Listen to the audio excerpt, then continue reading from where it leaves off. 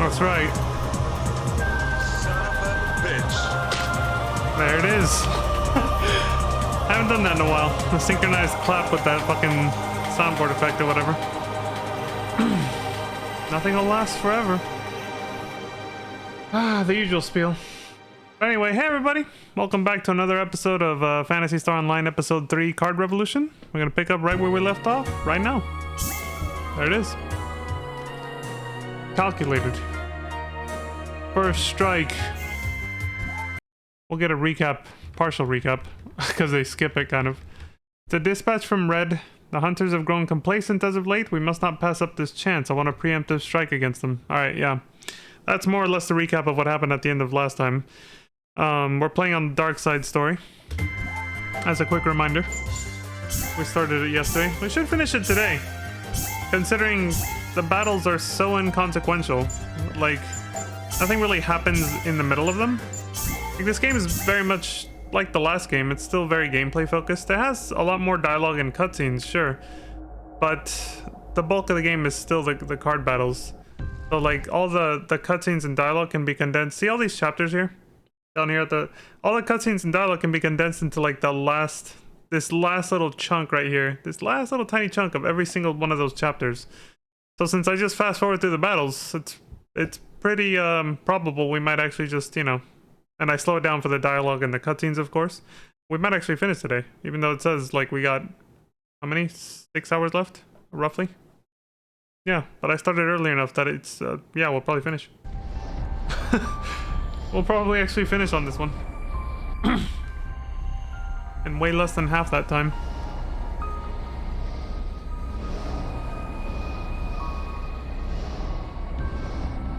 We're playing as Break against Kilria, who says a surprise attack. Executed fairly well. Surprise, motherfucker. Got you off guard, huh? He's pulling his cock out! Son of a bitch. The battle has started. Alright, let's make it interesting. Speed this shit up. The boom is...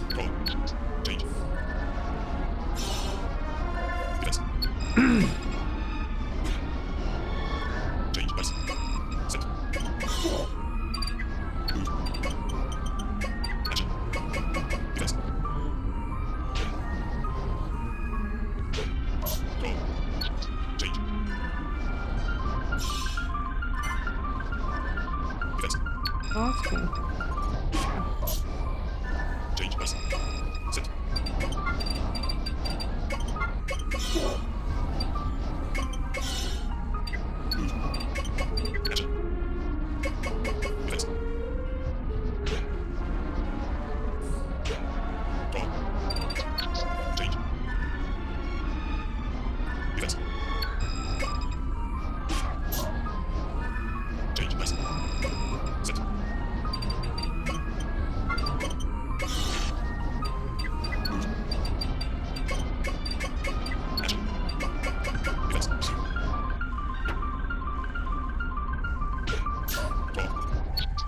The piano goes fucking insane at this speed, at that part of the song.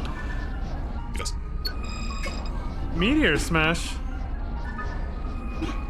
A nice name for an interesting looking weapon.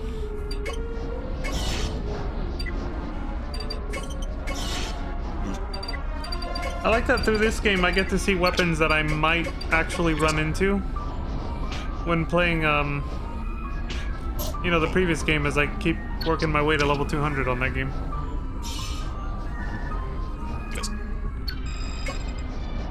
I haven't streamed it since last time because that training session, what I'm gonna call them from now on, you know, grinding to 200, that training session was only meant to be an hour and it ended up going like 4.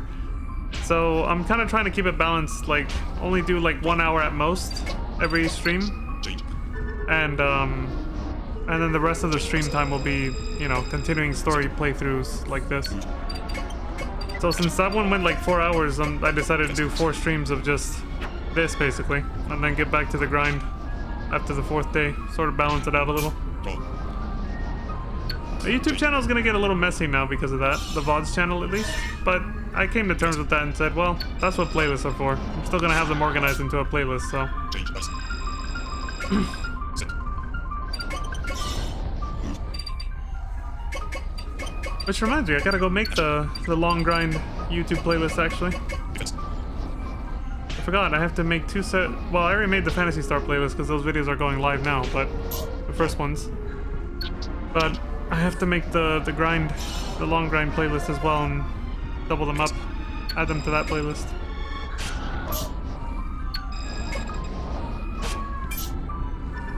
Change person. Sit. Move.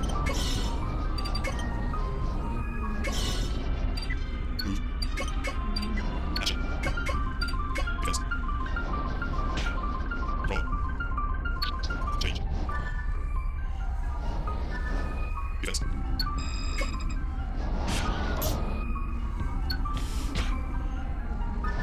Change person. Sit. Move. Action. Defense. Roll. It's a long battle, this one. Defense. Change person. Sit. Move. Action.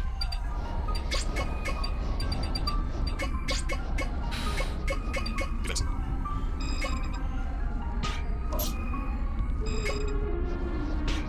The red handgun. Roll. Change. Well, that wasn't a Blue Burst episode 4 thing, okay. Defense. The red handgun and a few other weapons that have that sort of just red moniker where it's just, it's a basic weapon, but it's, you know, completely red like that. And it's just called red handgun, red machine gun. They're basically the most powerful version of the, like, basic weapons. The basic ranger weapons. From what I saw in the Affinia wiki. Change. In terms of raw attack power anyway. Defense. And when I say basic weapon, I just mean like non-special weapon. Basically, because it's just the basic handgun model, you know?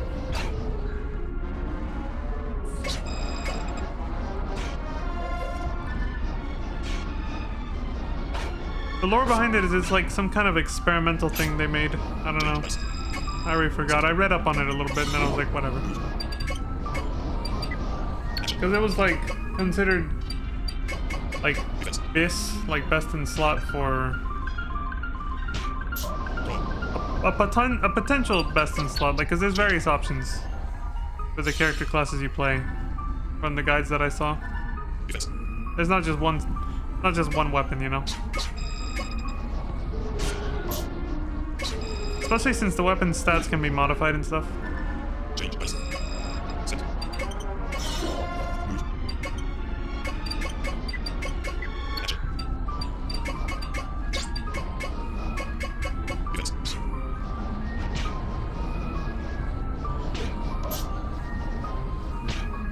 Roll. Change.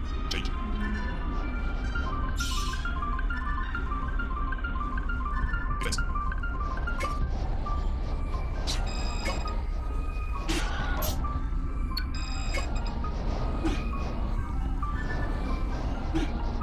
Change person. Sit. Move.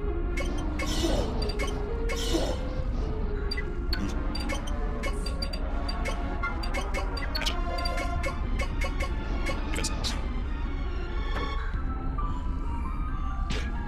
Roll. Change. Defense.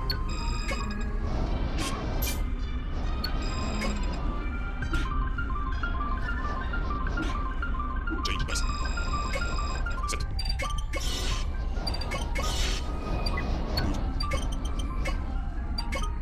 Move. Action. Defense.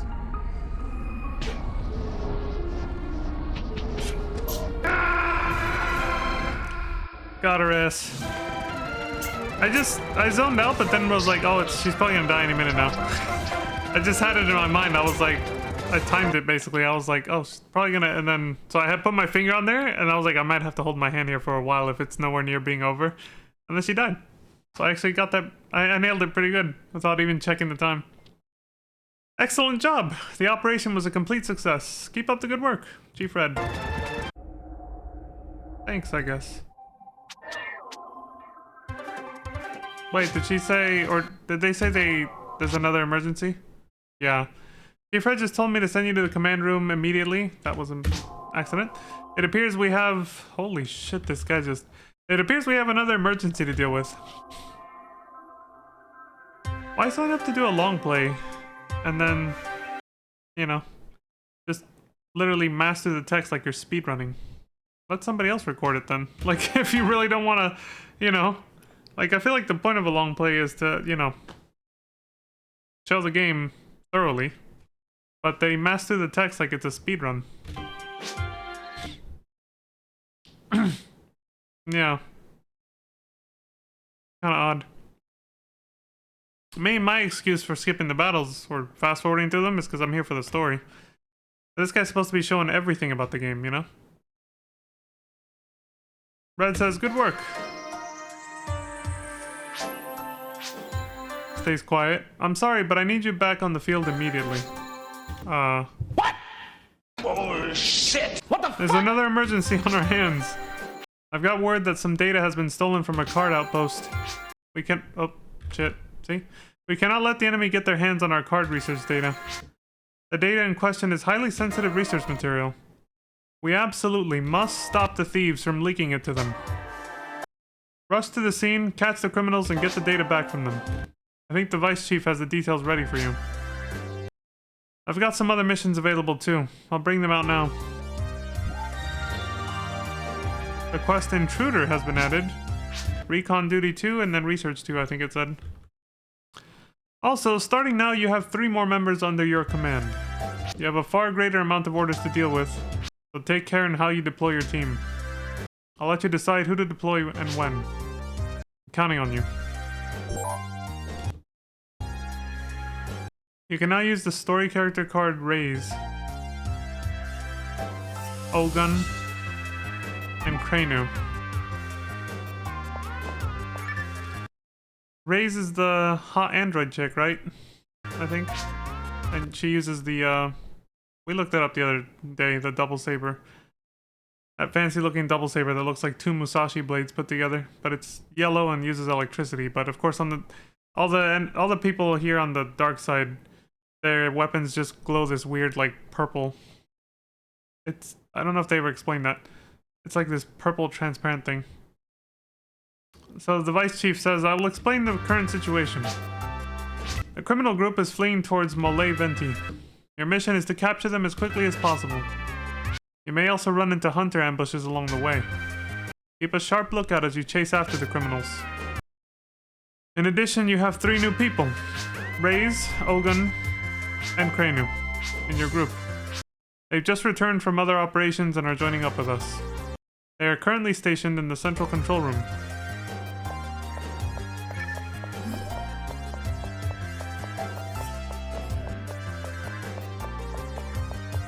Okay. I think that was Raze.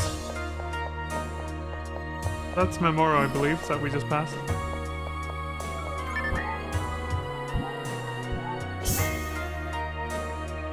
Dum dum dum. Is this the one we're doing next? Yeah, Intruder. In Mole Venti, dispatch from Red, someone has stolen C.A.R.D data from our C.A.R.D research facility. The intruder fled in the direction of Mole Venti. Okay. Sally Gun. Who the fuck was that again? I don't think that's someone... I don't think this player ever played... Yeah, I don't think this person ever even played as that person, as that character in the last playthrough. Because I don't even know who that is. I might recognize him in a sec, though. Jesus. Fucking flashbang out. Yeah, they never played as this character, no. Not once. I saw them in the lobby, but they never... Yeah. Yeah, they never played as this person. Sally Gunn says, I can't let you pass.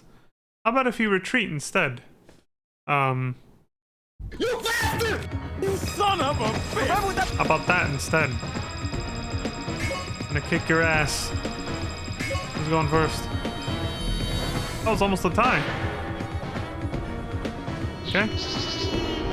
1P goes first. First player.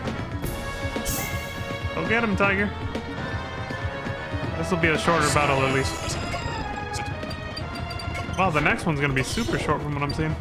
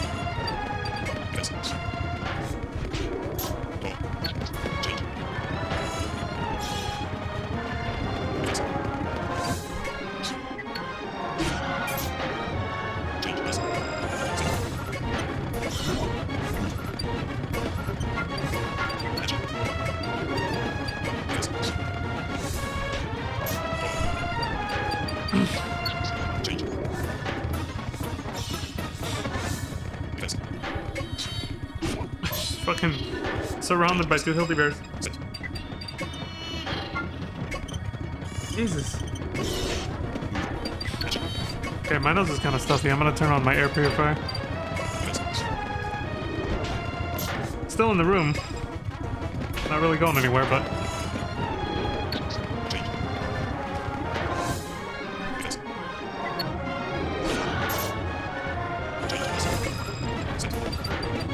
Spring allergies, I'm guessing. I'm good now, though. Not really, but I gotta let the air purifier do its work, I mean.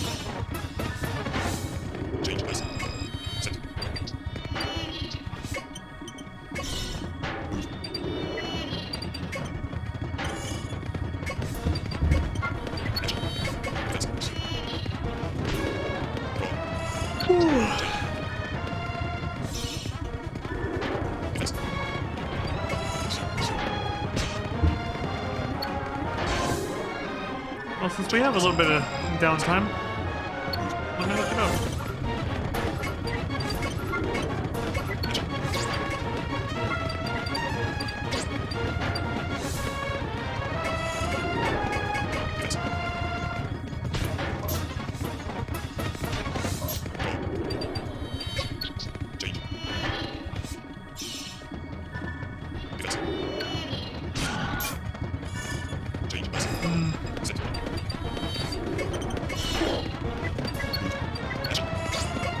Decided to look up like air quality index apps. And I'll check these out off stream or something later.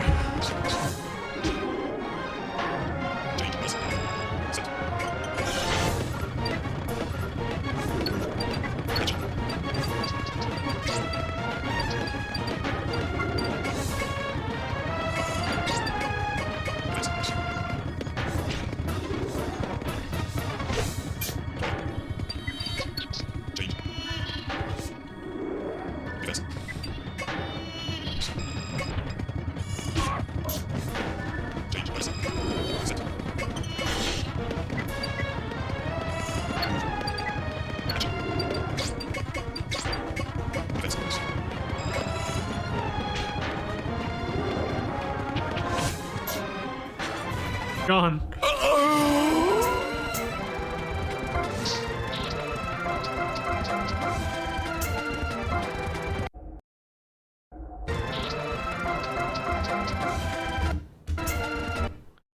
managed to successfully capture the thief, although you face strong resistance from the hunters. Excellent. I'll begin interrogating him immediately. As for now, return to base as soon as you can. That's the other weird thing about this is a lot of the times the card battle is literally just the card battle itself is a filler within the actual mission. The actual mission objective for a lot of these has nothing to do with the fight itself. So it really doesn't even make me feel that bad about like fast forwarding through the fight when it wasn't even like the main focus. Sometimes like the fight's literally just there because for gameplay reasons, it's just because that's what the game is supposed to be. But they pretend that you're there for some other mission that requires you to do something different, totally different. Like, I'm trying to think of a better example right now, but I've seen a couple missions where it's like the objective has absolutely nothing to do with getting into a fight with somebody, and then they just happen to be there, and then you get into a fight. Just because there has to be a fight. Since that's the whole game, basically. What'd this guy say? Hold on.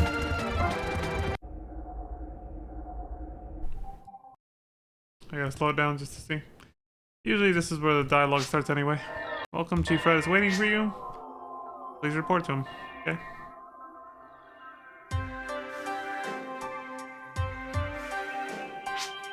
Because like the hunter we took out just now, they're not even the thief that we were after. You never even get to find out what the thief looked like or who they were. That's just, the main part of the mission just happens off screen. The only part you had to worry about was the card battle, and that was it. Then it's just over. It's like, okay. Red says, nice job, LPA. It's like the storylines of the quests and the overall story really are just kind of a...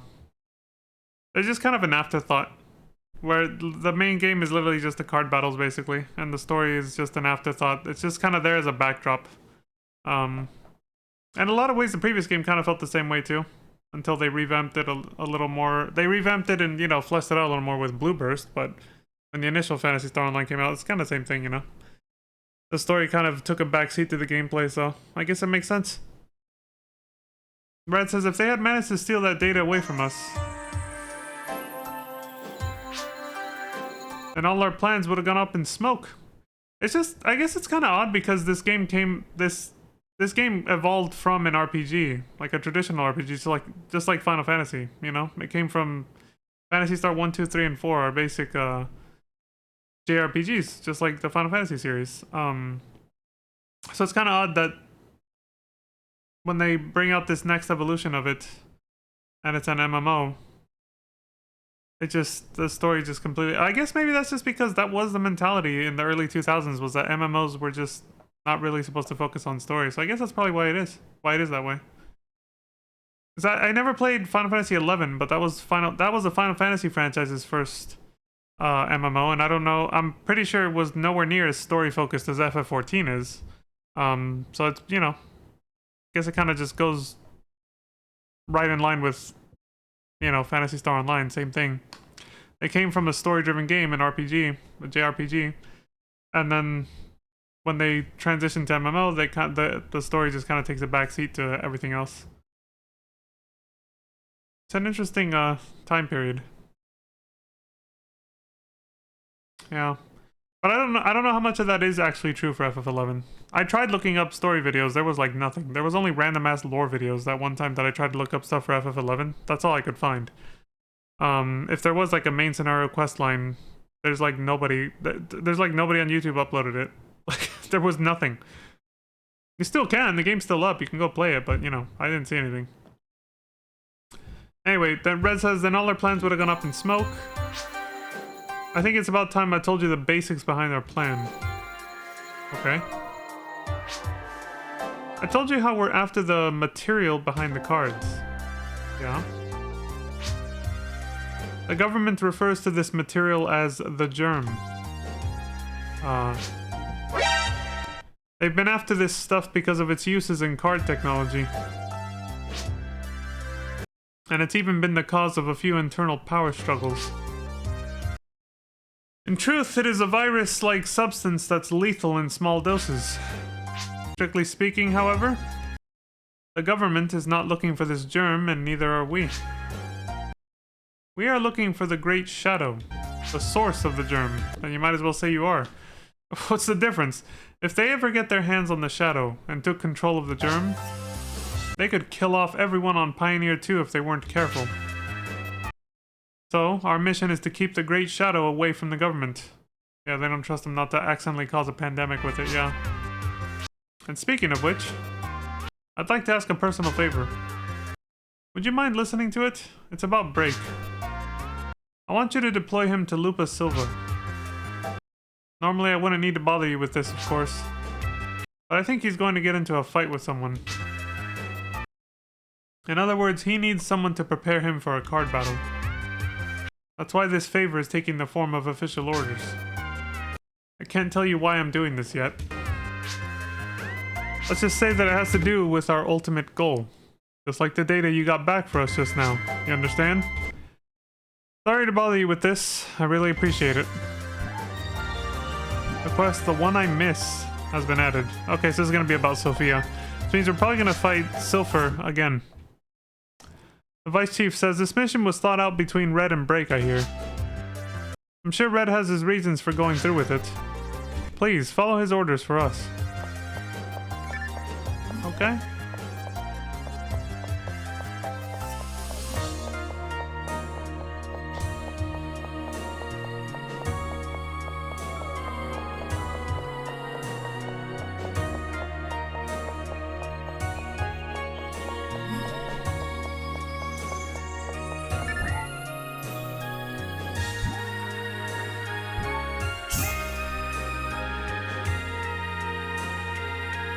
The One I Miss.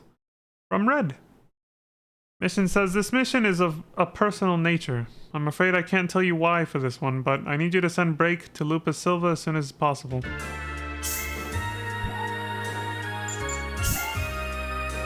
You can only send Break to this map. Obviously. They made another deck for Break. And yeah, there it is. We're fighting Silver. Break 2.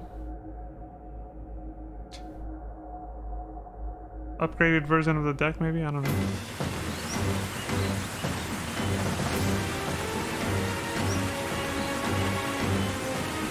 Oh, this fight.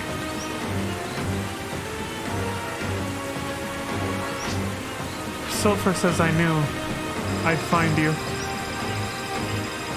I knew I'd find you. You bastard! Son of a bitch! Round 1. Fight! And I'm gonna stand up for a bit for this one. I also got a BRB just really quick. I forgot something outside my damn room. Start, dice. Set.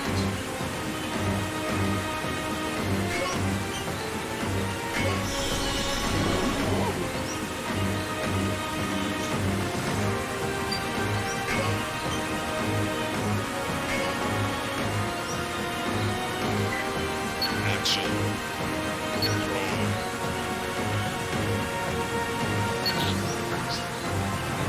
Change.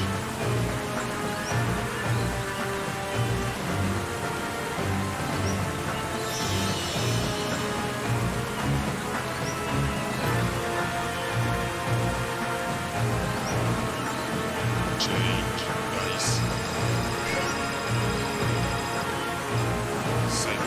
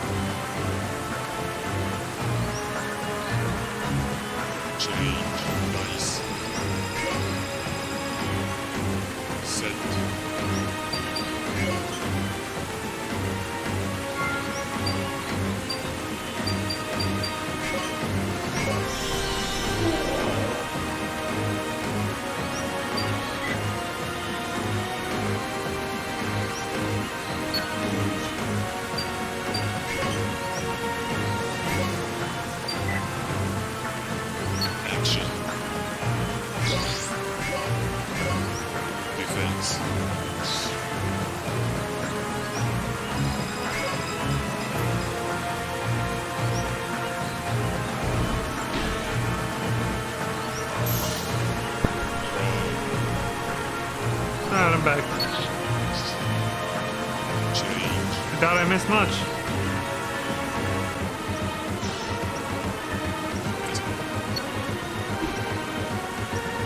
So we're probably gonna see the scene talking about how they knew each other or whatever. And we'll see the little flashback where Drake stabs her. Oh, here we go.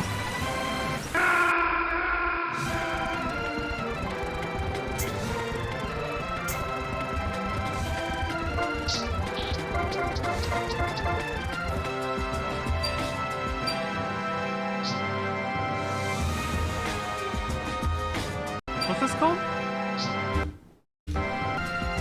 Inverse? Inversion. What the hell is Viviana doing there?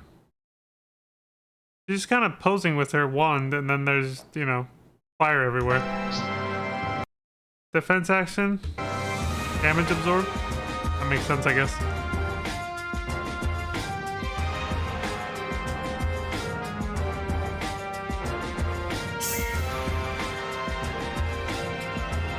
Whew, 50% chance of recovering or absorbing the damage and, you know, using it to heal yourself instead.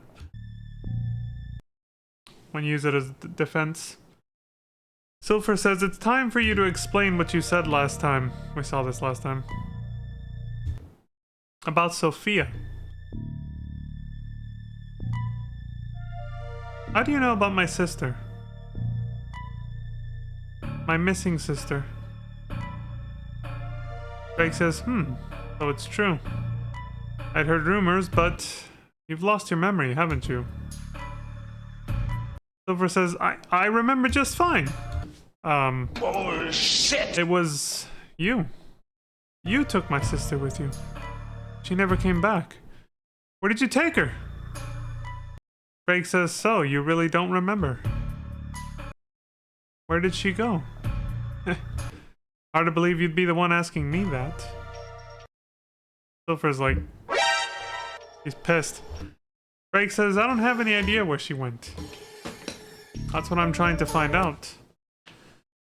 Silver says, so you did take her away. You bastard! Where did you take Sophia? Where is my sister? Craig says she was the only one who knew of that place. I was hoping you knew, but your memory... Allow me to answer your original question. How do I know your sister? You, Sophia, and I. We worked together as a team. Silver says, what? What? Craig says, it seems that your memory is quite jumbled. I wonder how much you do remember. Silver says, we were a team? You can't possibly expect me to believe such nonsense. Bullshit! Such bullshit, basically. Craig says, I've been worried about you ever since. I had to. You were... Now I think he's just thinking this to himself. That day, I had to plunge it directly into your heart. Just...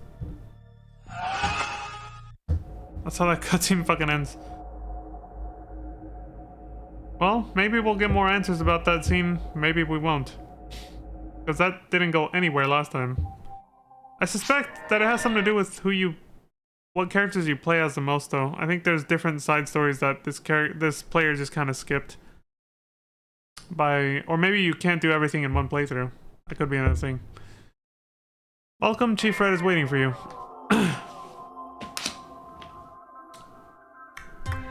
Report to him. Now!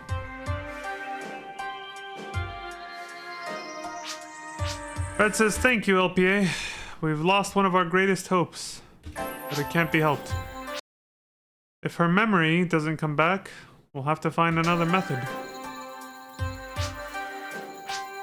He pauses for a minute and says, what? LPA. Sorry for the short notice, but I have rush orders.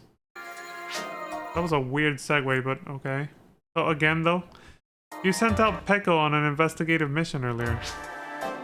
But I got word that he was attacked and is currently in trouble. I guess someone must have used food to lure him in. They're making a fat joke. Really? Jesus. He may not look it, but he's a great authority when it comes to food. And he just happens to also be a little round.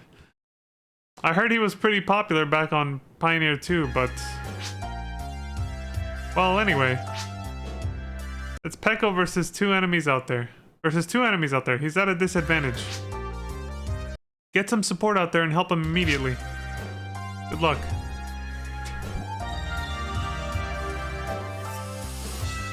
Request backup has been added. Alright, let's go get him. The Vice Chief says, LPA!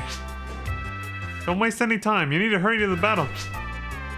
Peko's gonna get destroyed out there. Ah, right, I didn't give you your mission details. Peko is at Lupa Silva. He's fighting against two enemies at once. Hurry to Lupa Silva and give him some backup. I hope Peko's alright.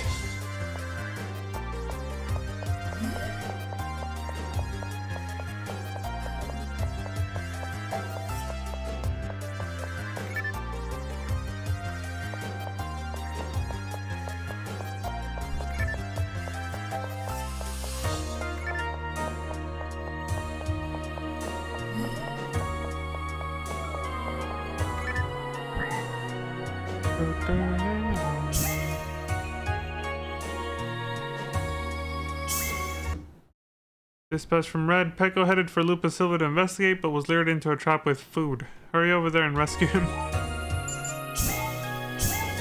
Bruh. Sure.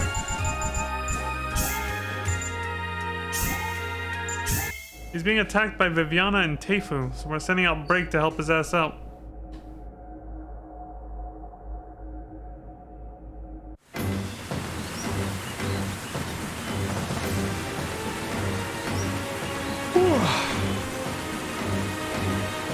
Oh, he literally starts off right in front of them because they've already been fighting.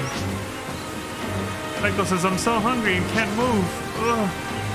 Viviana says, let's fight. There's no way we can call for more help now. Teifu says, my lady, it's no shame if we make a retreat. My lady. Reminds me of that Red Kojin begging for his life against Yotsuyu and Stormblood. My lady. And then they're just like,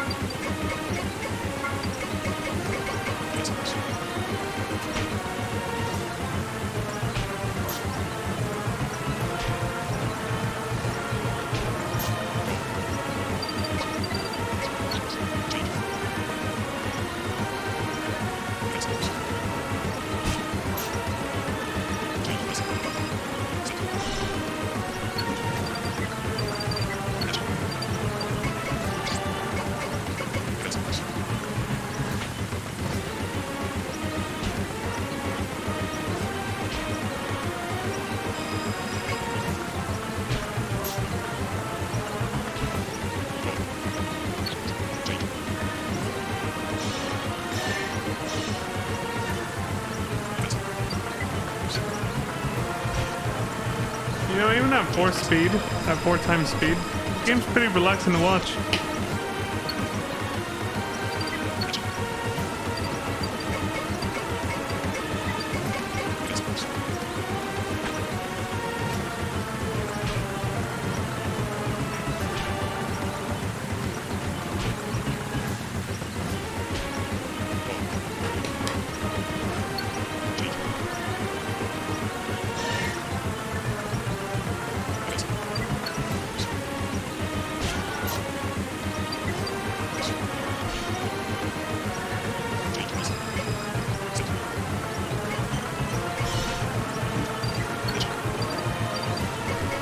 I think I remember getting that feeling when I watched it as a kid too.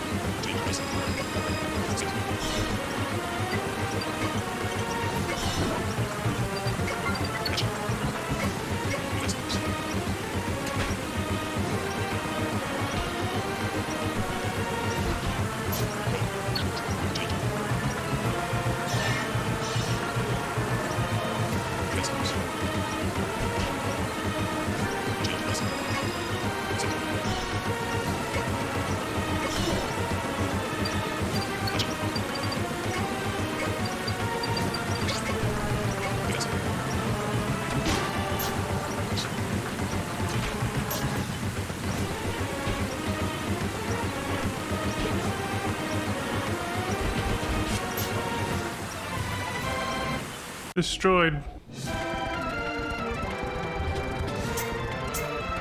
Took a damn while though.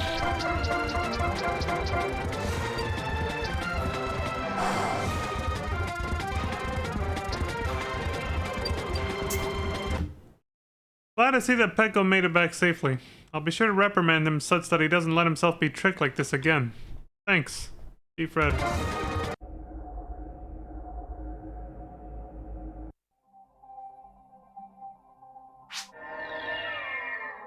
No emergency. The usual.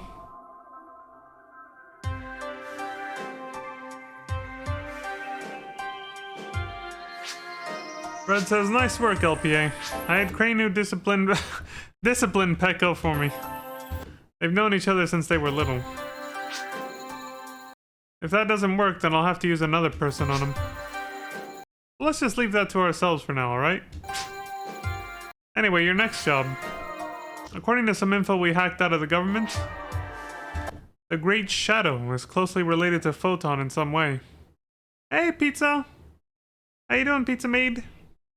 What is this?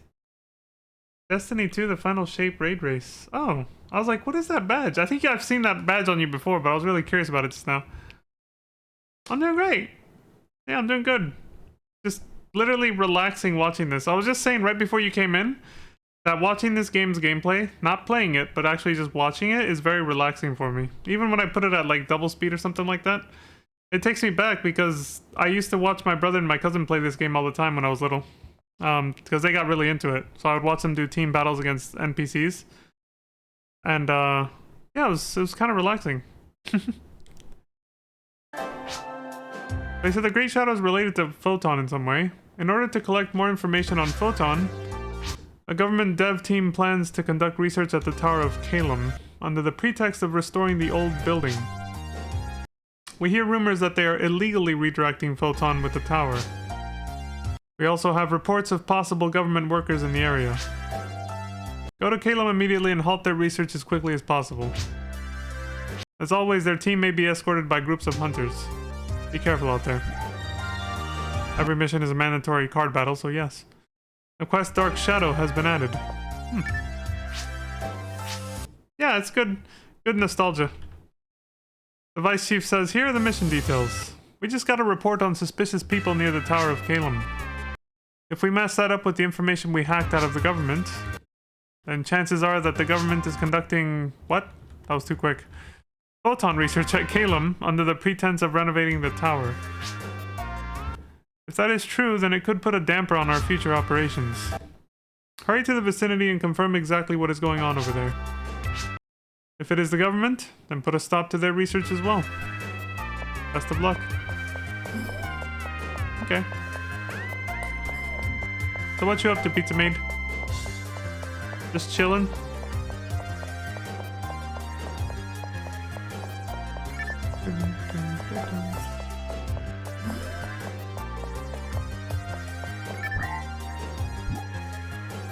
Oh yeah, that was one of the last messages I saw you put up on Discord, was that you were gonna clean your desk area.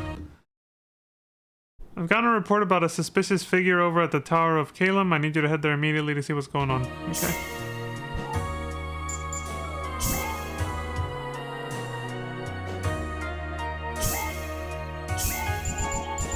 It's long overdue. Yeah, I rarely have to clean things up because I'm always making sure they don't get like messy in the first place. But there are a few areas in my house sometimes where I'm like, okay, I'll get around to it eventually. There's like a couple areas, but the areas I use most frequently, luckily I've made sure to keep them from getting to that point in the first place. But yeah, I get that. Sometimes it's just like, I don't have time, man. There's too much shit. Aligan says, which one is the suspect? I'm guessing she just meant...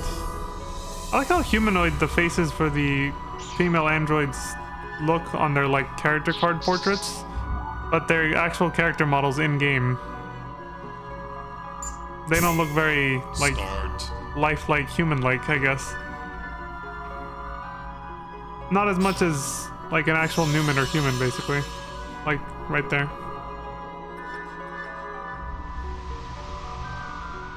Change dice. That sword she's wielding right there, what the hell is it called again? Set. I think I found it on Salacia. I'm not speeding this one up yet because I'm waiting for the song to kick in the way that it does. The music.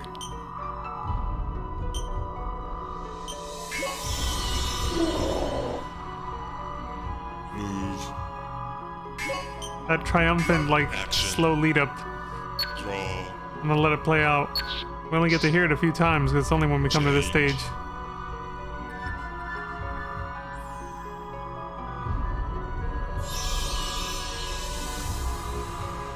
The Red Saber, yeah, it had a simple name, that's what it was. Oh, here we go. Change dice. 10 nuts busted in a second. He's pulling his cock out! Set. Any minute.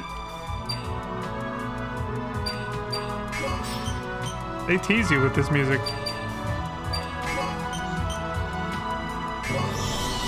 There it is.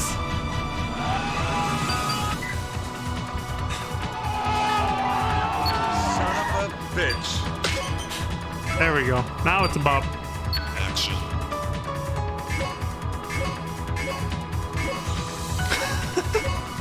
Defense. And now the music just goes on like this for the rest of the match. But it really, I was saying this last stream, the music for this stage really tricks you into thinking it's just gonna be this creepy vibe, this sort of like dark, mysterious thing, and then it just kicks into this. And it synchronizes with the background, because you see nothing, you're just in an elevator shaft. Then all of a sudden you see the forest, and that's when the music kicks in. It's so well timed. Defense.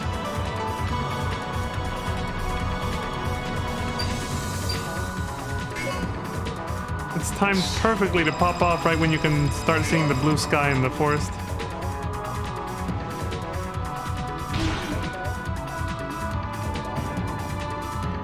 This is gonna be a long fight apparently. Holy shit. Change Well. dice. I like the music, so I'm gonna speed it up gradually like I did last time. Set.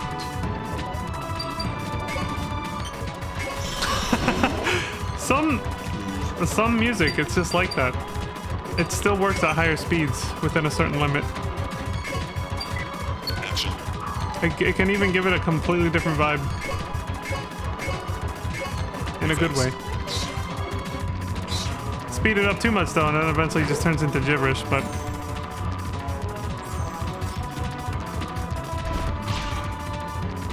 Draw.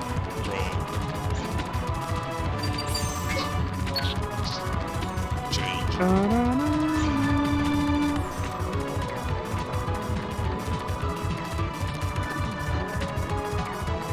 Defense.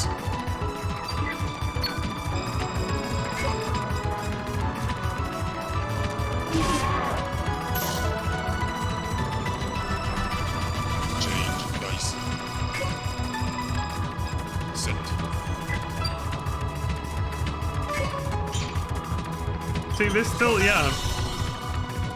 This melody still pops off. The soundtrack is still good at this speed. Action.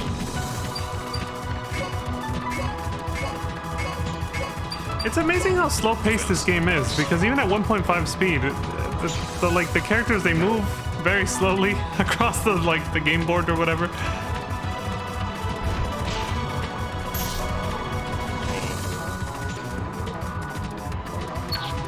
It's very much meant to be a chill and relax kind of game.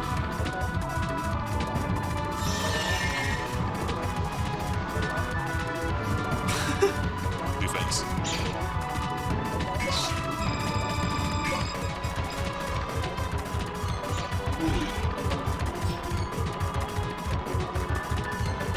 Change. Dice.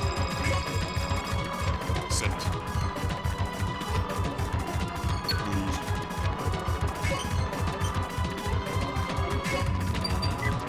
Action.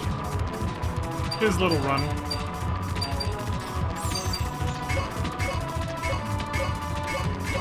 Defense.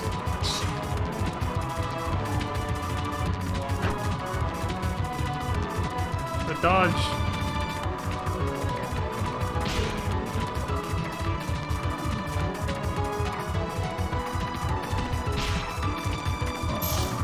Draw.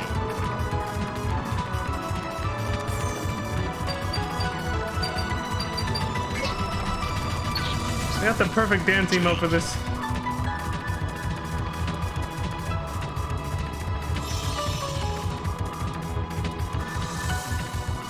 Defense. There it is. Thank you, Lake. Change. Dice. Set.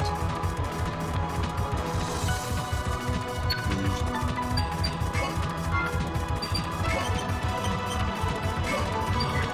Action.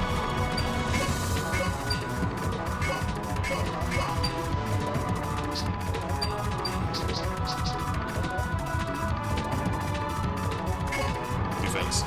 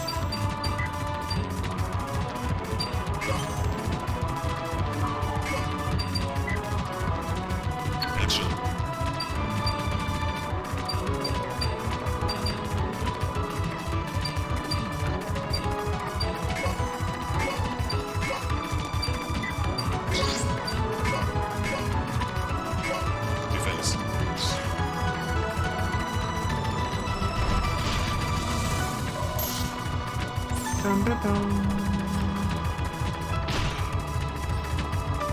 Draw. Change.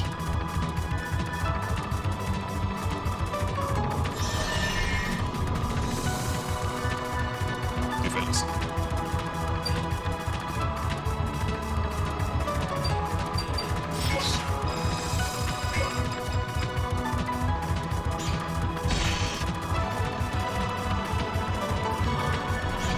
Change. Ice.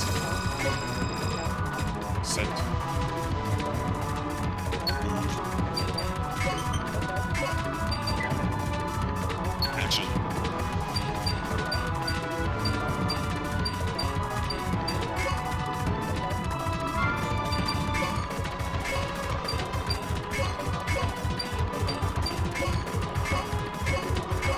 Defense.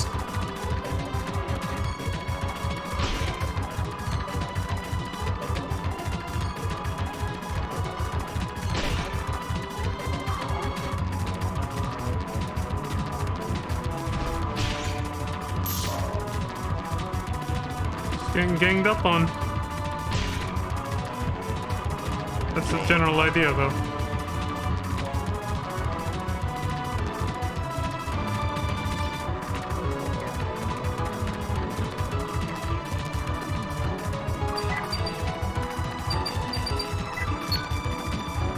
Change.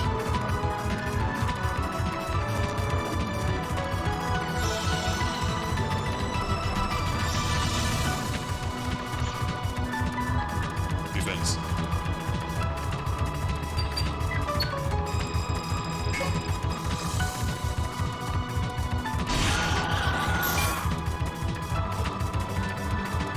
Change. Dice. Set. Move.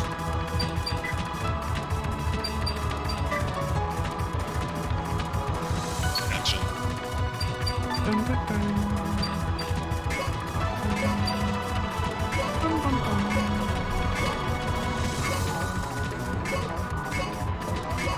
Defense.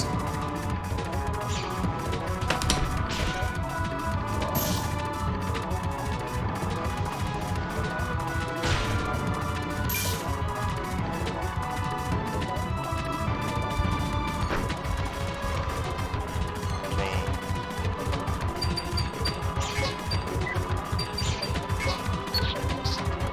Change. Go, Hugh Casil, go. Oh man, I have bad news for you. Yeah! I mean, that's all I said, yeah.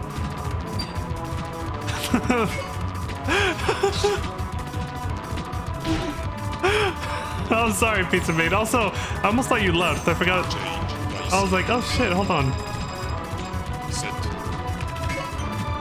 Give me a big shouty. I'm kind of out of it today, so I'm a little bit like, oh shit. I have like that FM delay, you know? Yeah, I figured, but I was like, hold on. I don't know if she left already. I was like about to do a shout out. I was like, she might have stepped out. It's one of those days, isn't it? Right? Isn't it, Pizza? Like, it's just kind of like mellow. It's a Monday. Exactly. Yeah, you took a vacation too, and this is your first day back. Defense.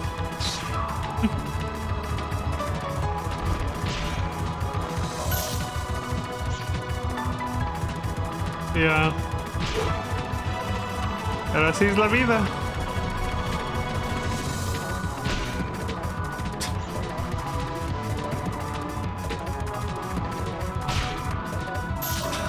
Sí. Draw.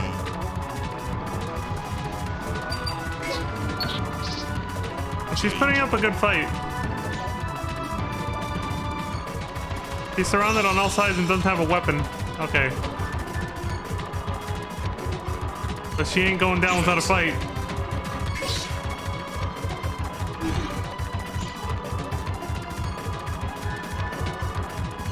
Change. Dice.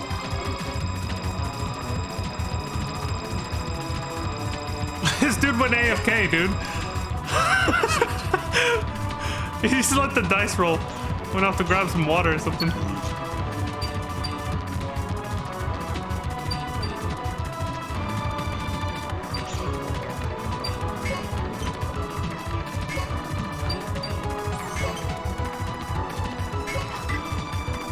Action.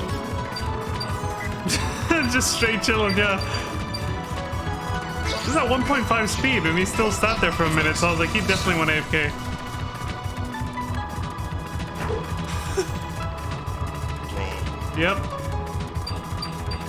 Phantasy Star episode 3 and chill is definitely appropriate.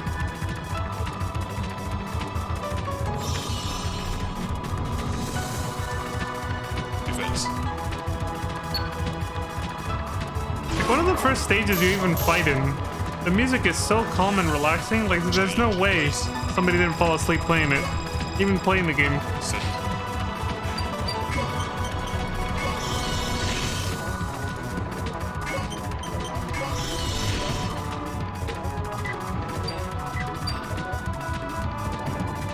Dice plus 1.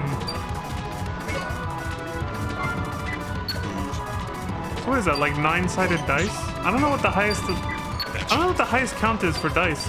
Looks like the highest. We should Google this. I'm curious now. What is the highest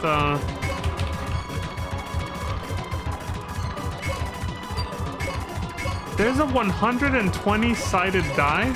Are you kidding me? What? What the fuck? That's absolutely insane. Oh, I just meant in real life. I meant in real life pizza. I got really curious about how many sides of dice could have, you know? Or die, I guess, if it's singular. Change. Yeah, I was like, 120 sides? It's gotta look like a ball. It probably can pass for like an orb or a sphere. That many fucking sides, holy shit. Defense.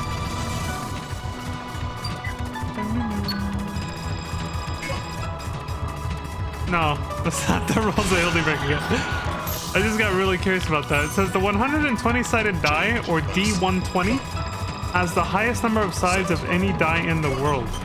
It's a fully symmetrical polyhedron called a Distiachus triacontahedron, if that's how you pronounce it.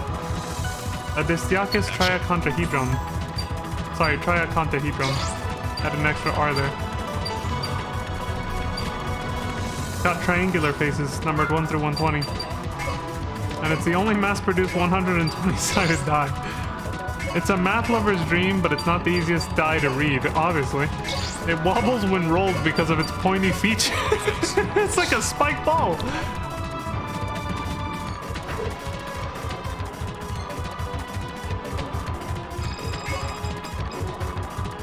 Did I get a haircut recently? Oh yeah, thank you. I did. Ticking time bomb, yeah. I did get a haircut, yeah. Thank you. You're the first person to ever like give me a compliment on my haircut on stream. Thank you for that. You like it? Thank you. Yeah, I get it every 2 months. So I let my hair grow out for 2 months and then I cut it like this every time. It's like a mix of fashion and utility. Yeah. I asked for a mid to high fade, and the hairstylist, she's pretty good. I've known her for a few years. And guess what? You guys, I don't know who brought this up one time on the Discord or on somebody's stream, but it's a sports clips. Yeah, she's actually the most popular hairstylist at the sports clips that I go to because of that. She does her job very well. Yeah, she did a good job with this fade.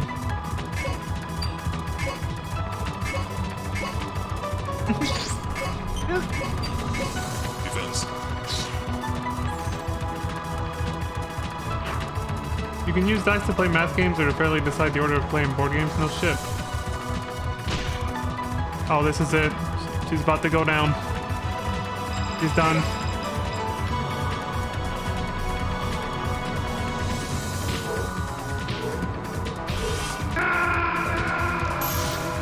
She's gone.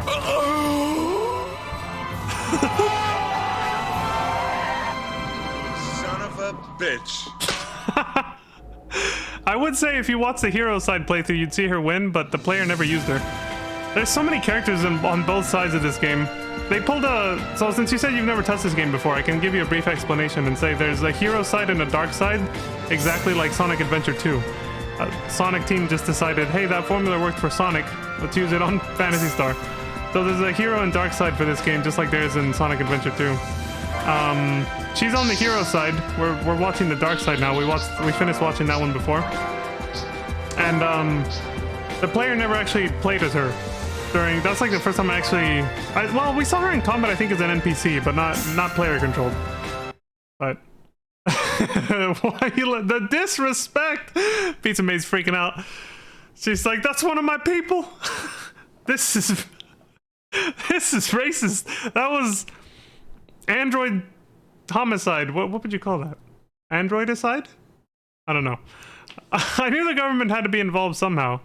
I'll continue to carefully investigate this matter. Chief Red. Savage. It's savagery. Pizza's out for blood now. She's like... raging against break.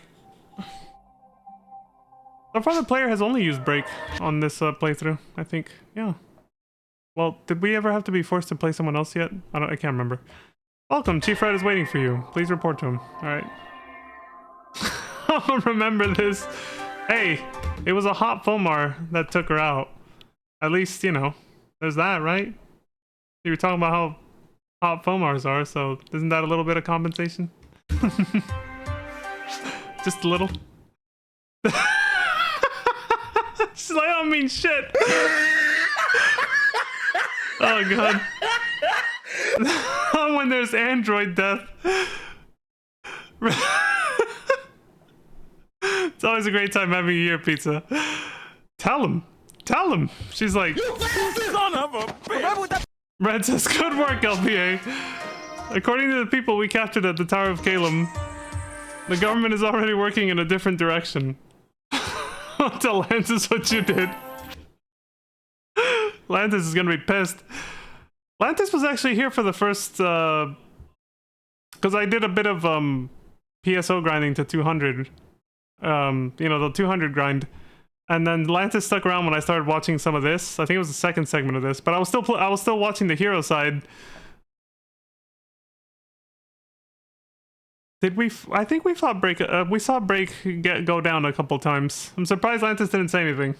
I'm surprised Lantis didn't say anything about, because we actually commented. I commented on the fact that, you know, Hot Fomars, Break being one of them, because Silver defeated him, and there was a cutscene after, and she said, "You've been a bad boy," and it sounded like we were both like caught off guard, like, "Yo, what the?" Like, Silver's getting a little like, you know, what was that? And then we were like, it's the Hot Fomar thing. It's because Break's a Hot Fomar. Like, you know, that's what it is. I don't know. But yeah. Pizza's like, fuck that. About to put you on blast on the Discord. Shit. I'll be like, caught! Oh, I need to add that emoji from 7TV. Like that. There's a thumbnail. Caught in 4K. Red says, after you were deployed, I received word that a separate force was headed for the forest interior. It appears they found something very important near the central dome. A large-scale security squad has been set up inside Lupus Silva. Considering, holy shit, that was fast, the amount of security they have deployed, the government may have found something leading to the Great Shadow, and we can't afford to fall behind. Okay. Send an investigative team to penetrate the Lupus security cordon and search for what's hidden inside the forest. Alright. Do whatever it takes to get past the security team. We can't let them get away with this. We must always stay ahead of them. The quest defense net has been added. I got your ass now. Oh shit. Did you make a clip or something? The vice chief says, here are the details. I told you. Here it comes. A security net has been put in place around Lupus Silva to block us. We must quickly defeat the hunters guarding the forest. We have very little time. You're the only one who we can entrust this battle to. He told Dad. Who is Dad? Is it Atlantis?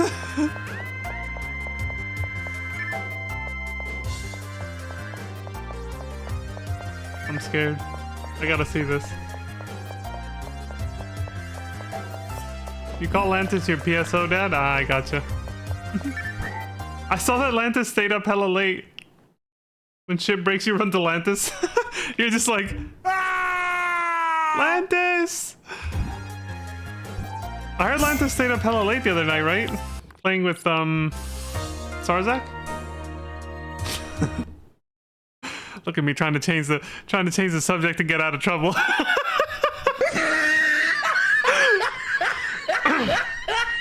Anyway, DefenseNet. The dispatch from Red. Break through the hunter's defenses at Lupus Silva. Deflecting. Oh my god. Wait, I got away with it once. Maybe I shouldn't ask. I was about to ask, but I was like, you know what? That kind of defeats the purpose of deflecting. I shouldn't ask.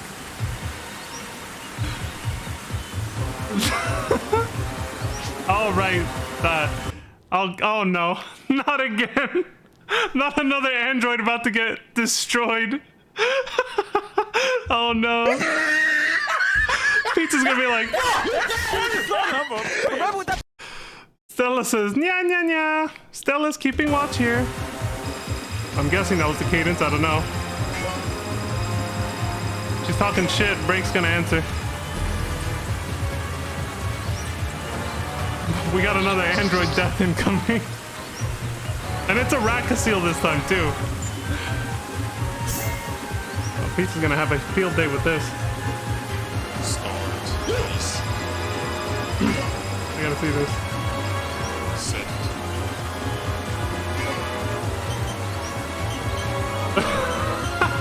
Playing a video where Bomber kill androids.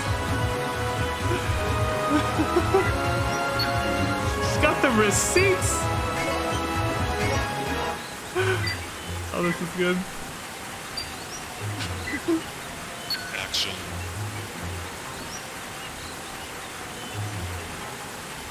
Draw.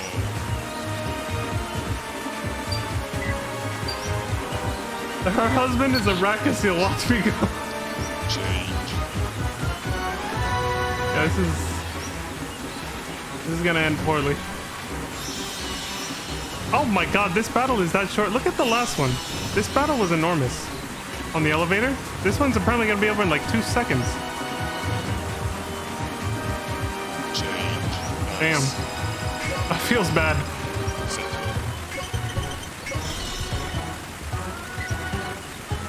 And I'm okay with this. It's, Pizza, I'm sorry. It's just, it's not that I'm okay with it. It's just kind of like, it's ugly, but it's necessary.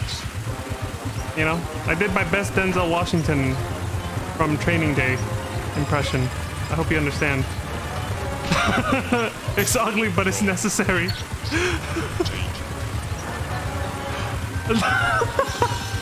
Vaughn has a craft bait. What the fuck? What does Vaughn have to do with this? Why is he catching strays? He's not even here. He's not even here. He's retired. This is 21 years later.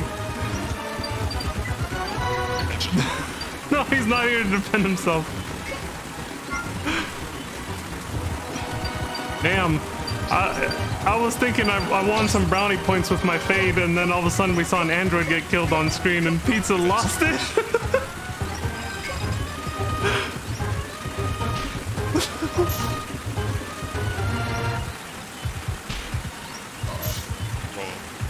He's flipping the table. He's pulling his cock out. Pizza's like.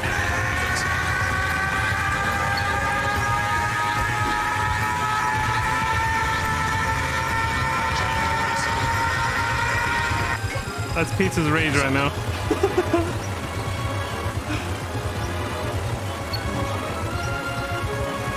Turning Super Saiyan level 4.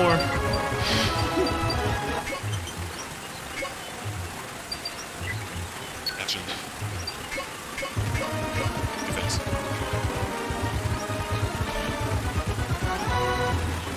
Stella! Draw. Oh, she is so dead the next turn. This is just... There will be no forgetting this, even though I know this isn't you. It's in fact a YouTube video.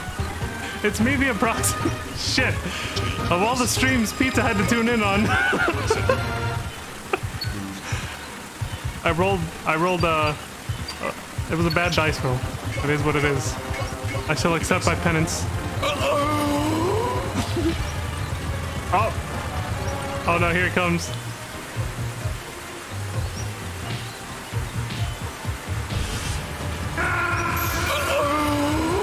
And there she goes. Stella down. Son of a bitch. Pizza's more like... You son of a bitch! It's all about the vocal tone. It can be a compliment or a shout of a fit of rage, depending on your tone. Oh shit! Pizza's getting ready to hire a hit squad on me.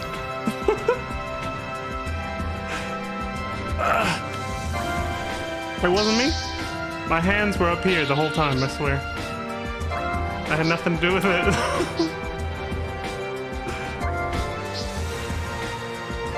Hey, the Vijaya! Wow. Well, there's no way that card is anywhere near as overpowered as it is in the previous game. That weapon, I should say. I see you've succeeded in neutralizing the hunter defenses. I'm certain they're hiding something of importance there. I'll contact you again shortly. Chief Red. Blame Chief Red, he's the one ordering the killings.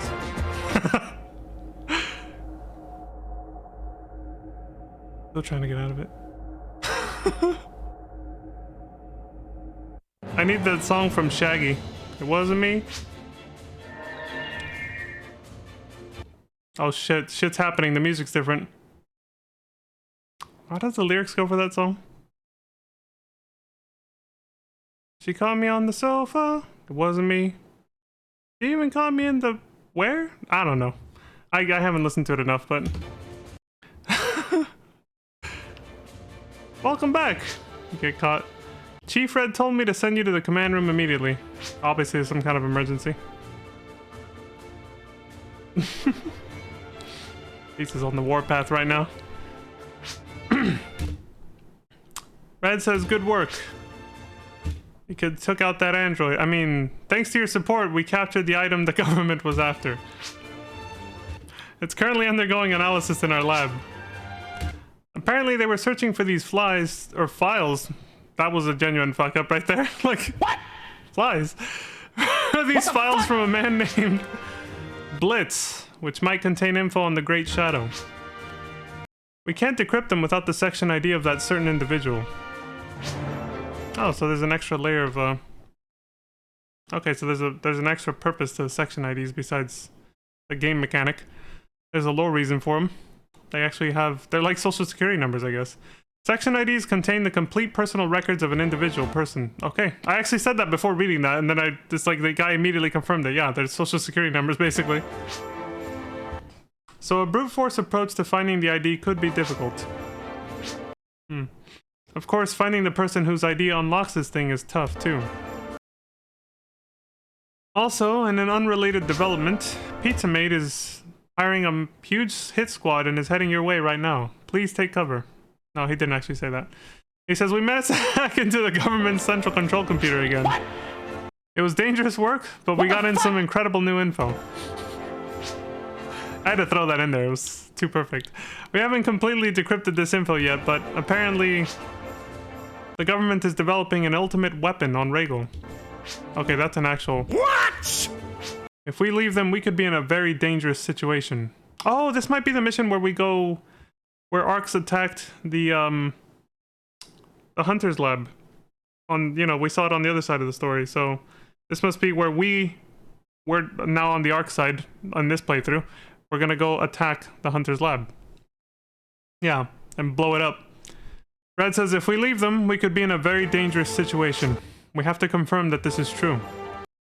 Go to the area specified in the data and see what you can discover. Okay, but first it's going to start with a recon mission, I guess.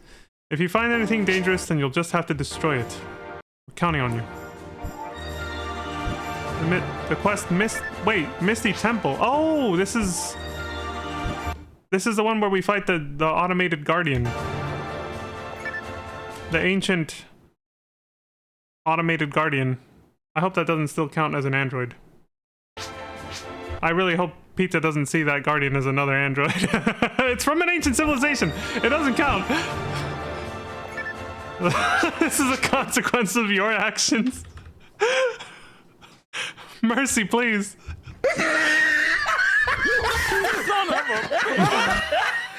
She's pissed. The Vice Chief says, here are your mission details. Go to the place specified in the data we hacked out of the government. And verify that the intelligence is true. Oh, that's it? Okay. Yeah, this is the big mid-game boss fight. This is the halfway point. We're gonna run into an automated security system robot from an ancient civilization on Regal. And we're gonna have to kill it. It doesn't bleed. But we can still destroy it. The 3 asterisks. Pizza's like, fuck!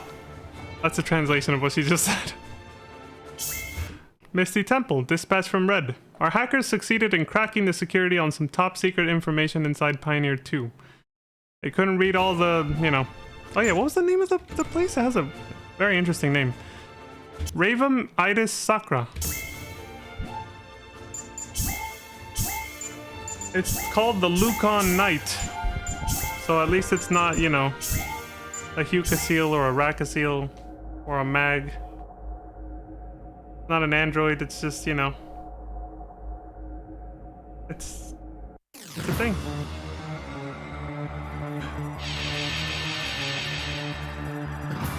There it is.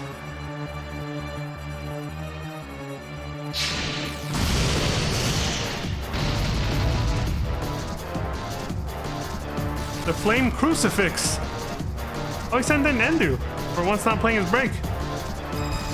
So we got Endu versus Lukon Knight. Fight! You son of a bitch!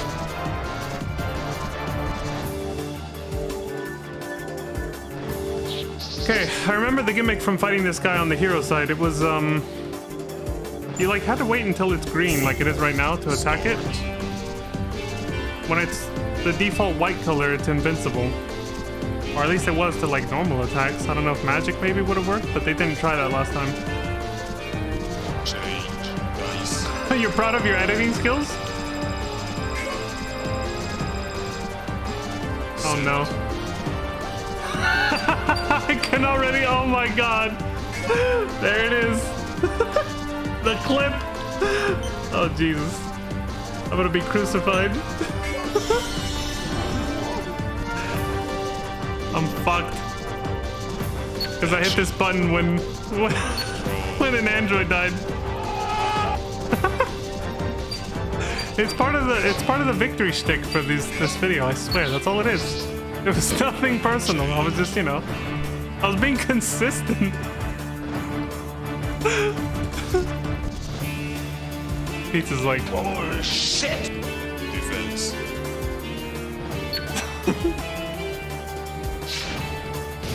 bullshit! I'm gonna have to check out that clip later. Change. Nice. Hashtag Android Supremacy. Sent.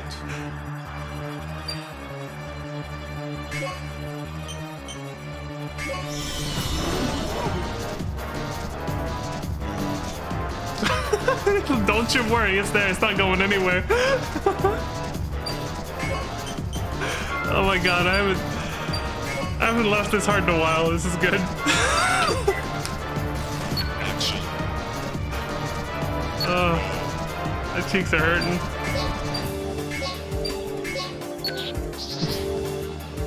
Change.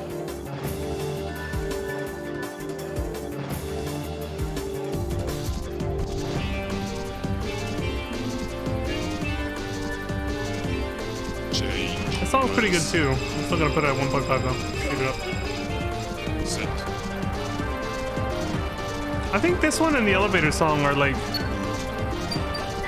Action. the two that stand out to me the most. They're definitely my favorites. Yeah. Change. They both work at 1.5 speed. Gonna head off for the night, but it was fun chatting with you until you killed my people. Okay. Thanks for making me laugh so much, Pizza. Yeah, it was a blast. I appreciate you coming by. That was good. I'll check out that clip for sure later too, so have a good one. And here, I'll do one more for you. Action. Oh, right, there's a cooldown. I was gonna give you another shout out. I forgot there was a cooldown for them. But yeah, thank you very much. Enjoy your clip, it's there forever. I'll probably feature it on my channel, honestly. Thank you. Have a good night and sleep well. Sweet dreams. I appreciate you coming by. I don't know why I started doing like pseudo sign language, but bye. Oh yeah, my signature. Defense.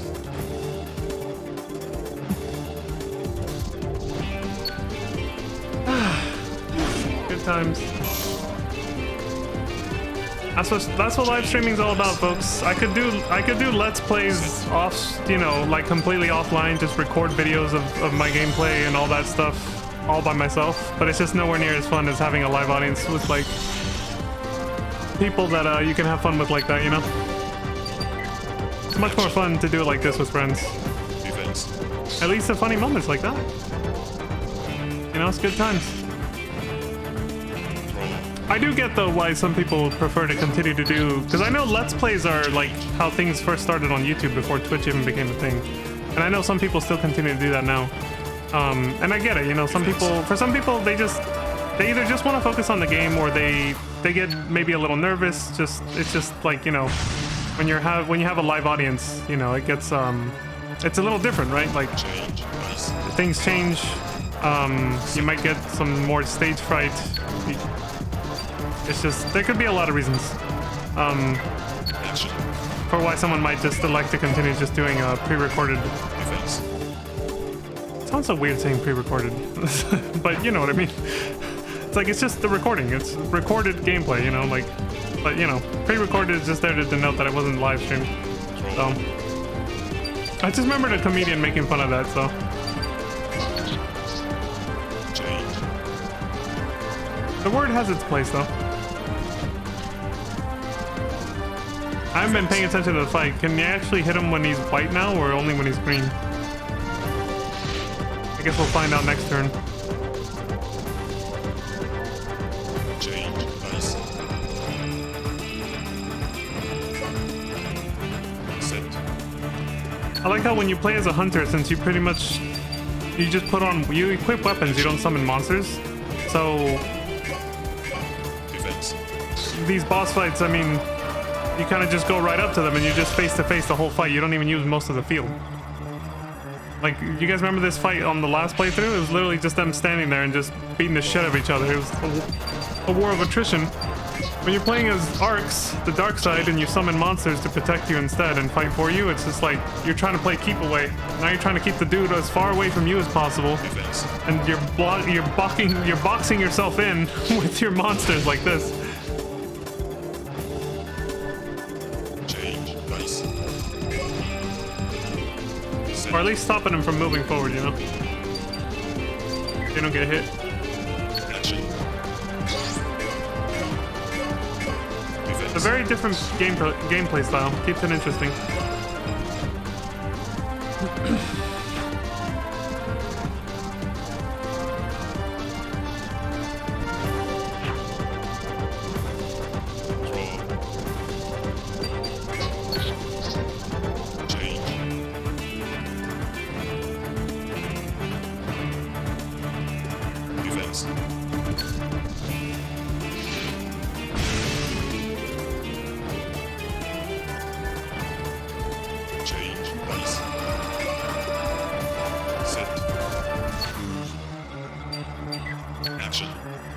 He has done a good job keeping these two sharks alive. Defense.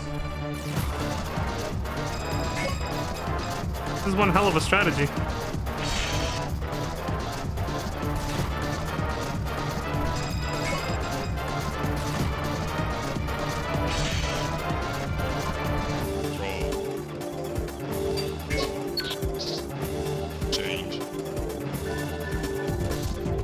Alright, so as much as I like the music, we do gotta speed things up a little more now. Can he actually hit him like this?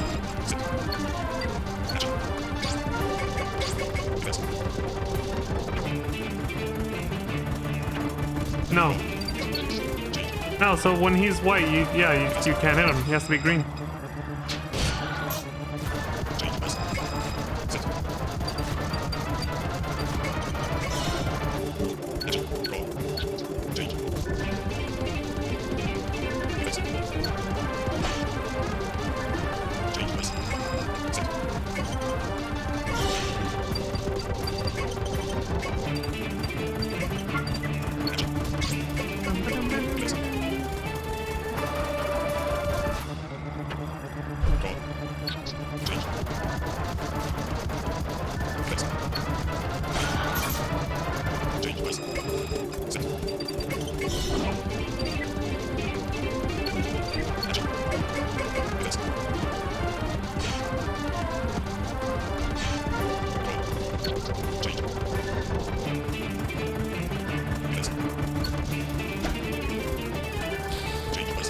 Still reminiscing on what happened. On what happened earlier.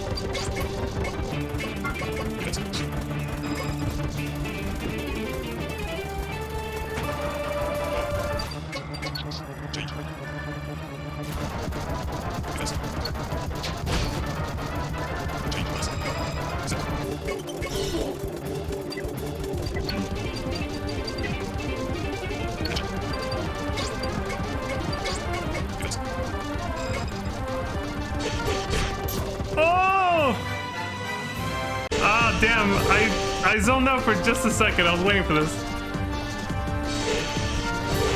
There it is.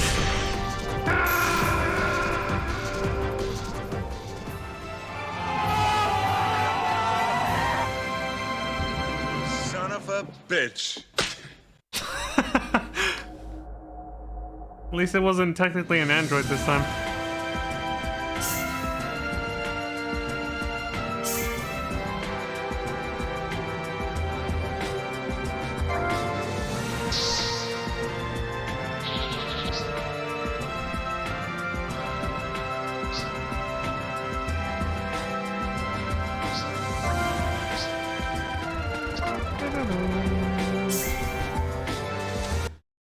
Looking at your report, it looks like they're not actually developing the device we thought they were. I need to have this investigated further. Chief Red. Dude.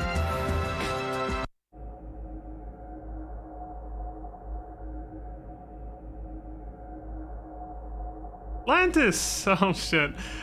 Hey! You just met Pizza Maid. How you doing, Lantis? It's been a while. Few days.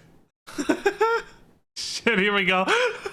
Let's just hear about your bully best girl stuff. Oh wait, you know her.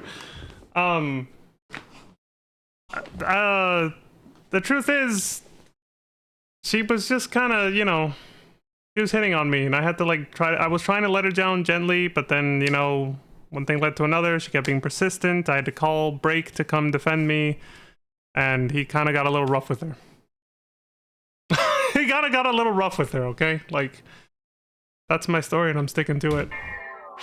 Oh, shit! You bastard! Son of a bitch!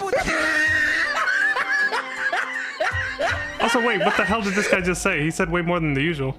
Atlantis, excuse? I'm innocent. I swear. Stella totally didn't just get, you know, knocked the fuck out in this segment right here. Was it right here? No, this is it. This did not happen. Right here.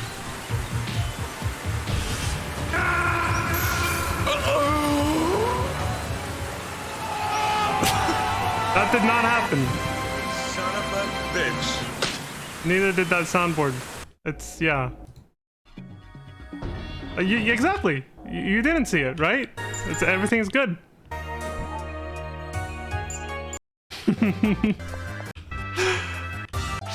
I realized I went too far ahead.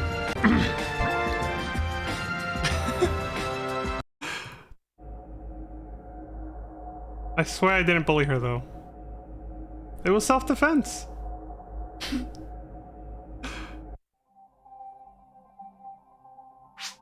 Break was just doing his job as a bodyguard. Nice work! I'm sure Chief Red is elated by your performance. He wants to see you in the control room immediately. Don't forget to give him the full report. Okay. I'm not up to here with your shenanigans, sir. Shit, the police. Gonna pull out the badge in a second. Little cop emote that you used last time. I'm under arrest. I'll tell you what I told Pizza Maid in my best Denzel Washington impression from training day as Alonzo to Jake. It's ugly, but it's necessary. Red says, good work, LPA. I appreciate the talents of both you and your loyal team members. After analyzing the data you recovered, I hope you're doing well, Atlantis. I know you're about to arrest me and crucify me for bullying Stella, but I do hope you're doing well. Heart emoji. Please don't kill me. It doesn't appear that the thing was developed by the government. It's a relic left behind by a past civilization on this planet. This is very interesting information, but I'm still worried about... We don't assault casts on my ship, sir. There it is. I'm still worried about... Red! What the fuck? There's an emergency... Where? Inside our base. Again, that makes it sound like our base. Oh, don't tell me we're the ones who get attacked this time. It is. We don't assault cast on my ship. We're being hacked by what we believe to be... Oh no, hold on. What is actually happening? To be a government computer. It's using the same method of infiltration as before. However, this time it's coming from a different location. It's in the area of Malay Venti. So, the largest size they offer at Starbucks? It's been programmed to follow the trail of our own hacking attempts. Oh no, the government's swine! Using the same trick again! You bastard! Red says, LPA, we're being hacked by a computer set up on the surface of Regal again. I guess they caught up with our brazen hacking attempt from before. Let's save our previous conversation for later. Right now, you've got to destroy that computer before it gets us. We're counting on you. Son of a... The quest Unseen Enemy 2 has been added. Not as much of an emergency on this one. Here are your mission details. Our base is once again the subject of a hacking attempt. Isn't it the same name they gave the base in the other? Whatever. The source is believed to be stationed near Malay Venti somewhere. Rush to the area ASAP, halt the attack, and destroy the computer. Okay.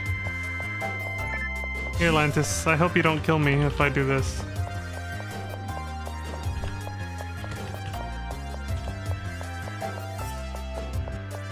There.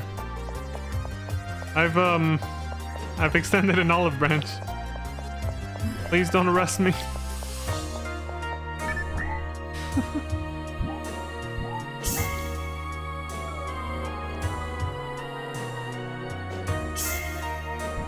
I'll offer up this too.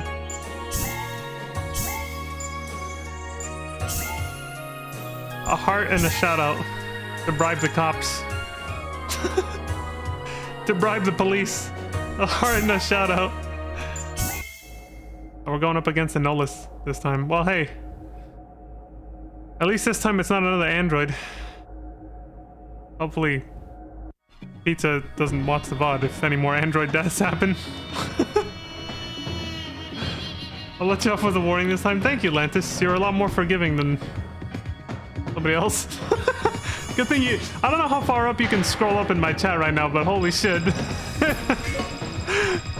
Pizza was a lot less forgiving. She was like... You bastard son of a...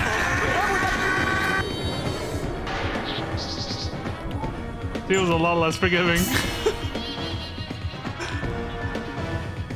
Start dice.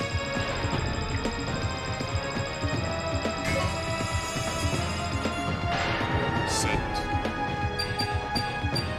Oh shit, I didn't see what, We're actually fighting a person now. What did Anolis actually say? We're not fighting some ancient robot. Anolis says computer location? Nope, I have no idea. So she's obviously, you know. Oh, shit! So how you doing, Lantis? Hope you're having a good Monday, as good as a Monday can be, you know?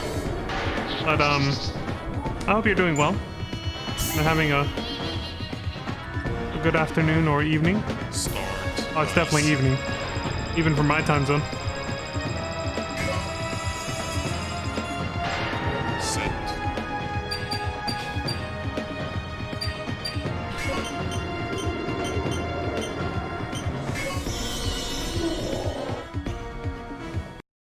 Move. What the hell was that? Action. Draw. Hey, daylight savings. Yeah, I agree. I'm a little sleep deprived from that. Thank God yesterday I was not a cheat day and I actually like stuck to my plan for, you know, eating right and everything. Because otherwise it would have been way worse. Like, the fact that I had to... It's so weird. It fucks up your circadian rhythm so much. Dice. I just wish I had known ahead of time that it was gonna happen. I should have checked my calendar more often. Because I would have rolled back my bedtime like 15 minutes at a time, one day at a time, like a few days beforehand, and it wouldn't have affected me so much. But yeah, it's even just that 1 hour, man. It just... You don't feel right. It just feels fucking weird. Takes a few days to get adjusted. And yeah, I saw this years ago, but somebody recently published, again, a study about how, like, heart attacks and other, like, ailments and diseases go up by, like, 24% on daylight savings day because everybody just loses an hour of sleep. It just gets ripped away from you. Set. Of course. Draw. Change. Yes. It feels like ass. I'll just leave it at that. Change. Dice. Set. So I can sympathize. Action. Yes. Draw. Change. Change.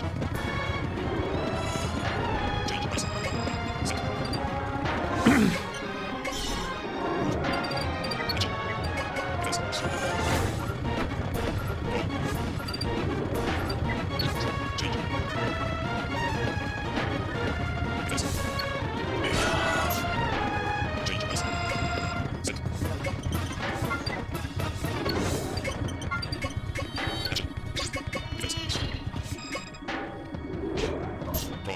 Change. A little smack. Yes. Change. Dice. Set.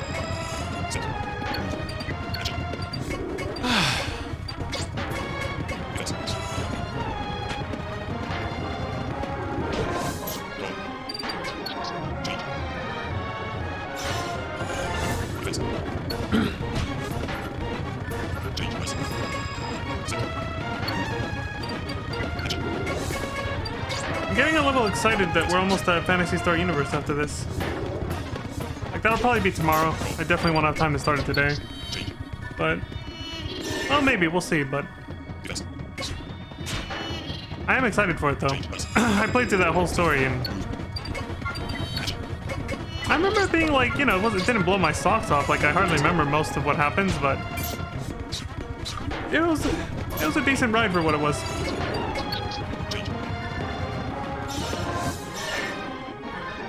I think Ambitions of the Illuminous definitely took it a step higher, for sure. But I got totally cucked out of the second half of it, because the servers had been shut down by the time I even played through the game, and it was online only.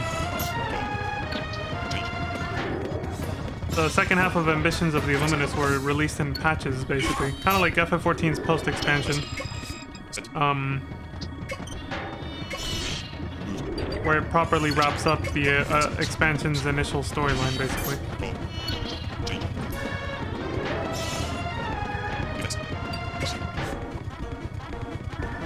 Yeah, I got cucked out of that.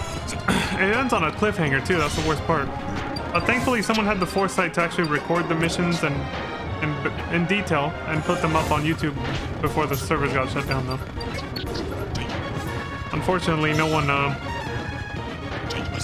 downloaded the data to put it on a private server later, so it's gone forever now. Those missions.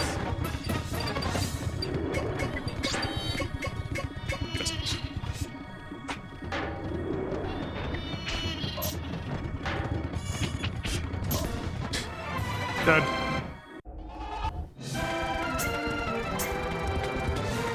Never got to play that. Yeah, I never got to play any of these online. I never got to play Phantasy Star Online episode 1, 2, or 3, or 4. I probably could have played Blue Burst if I'd known it existed. Well, actually, no, they came out before Universe, so no, I still wouldn't have been able to play it. So no, I didn't even get to play Blue Burst. I didn't get to play Phantasy Star Universe online. Yeah. Oh shit, Pizza Maid came back! Don't hurt me! Oh shit. She came back! That said Stella is sleeping. What'd I say? Oh my god. Episode 3 still available? Yo, yeah, I have no interest in playing this game online. I just kind of was just naming them off, but yeah. I guess my brother and my cousin would have played it online if they could afford to pay the subscription and we had internet back in those days, but we didn't, you know. Piece of me says she's just sleeping. It seems the hacking attempts have stopped and we've suffered little damage. I expect that our attack this time will set them back for quite a while. Chief Red. Okay. I'm so sorry, Pizza Maid. See, that's the good news. Yeah, Atlantis was gonna arrest me for assaulting a cast, and I said, please forgive me. Pretty please. Forgive the cinnamon roll. Don't hurt the cinnamon roll. And I gave him a shout out and a little heart like this. And then Lantis let me go. He said, okay, I'll let you off with a warning. And so everything's all good now. You don't have to go on the warpath anymore, Pizza. I bribed Lantis. I mean, I paid my dues. I made reparations. Oh shit. Still alive, still let him off with a warning. Fomars don't attack Rakaseals. Fomar on Rakaseal violence is forbidden. You said drive, not bribe. Welcome, Chief Red is waiting for you. Please report to him. Is that what you heard me say? It's probably because I'm smiling so much and my lips are kind of dry. Because I don't know why, but so it probably came out that way. Red says, good work, LPA. Things are finally calming down a bit now that the hacking's over. I thought it sounded like bribe, but you wouldn't say that? Yeah. Yeah, no, I didn't. Yeah, you're right. Lantis, was just really nice and just let me go, yeah. I'm married to a Raccoon. I can't be held responsible for June's actions. Oh my god. I'm not sure I get what that's referring to, but... Oh wait, I get what you're saying. Oh shit. It just hit me. I'm fucking screwed. Damn, I'm drawing aggro from everywhere. This game was a mistake. I shouldn't have streamed it.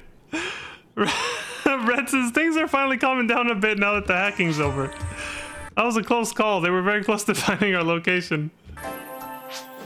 Little Navi pew pew. Damn, June's gonna come in here next and be like, she's gonna come in swinging like, You bastard son of a... yes, it's just a YouTube video and I'm getting... You guys are shooting the messenger. We have to proceed more carefully from now on. But to be honest, we really don't have that luxury right now.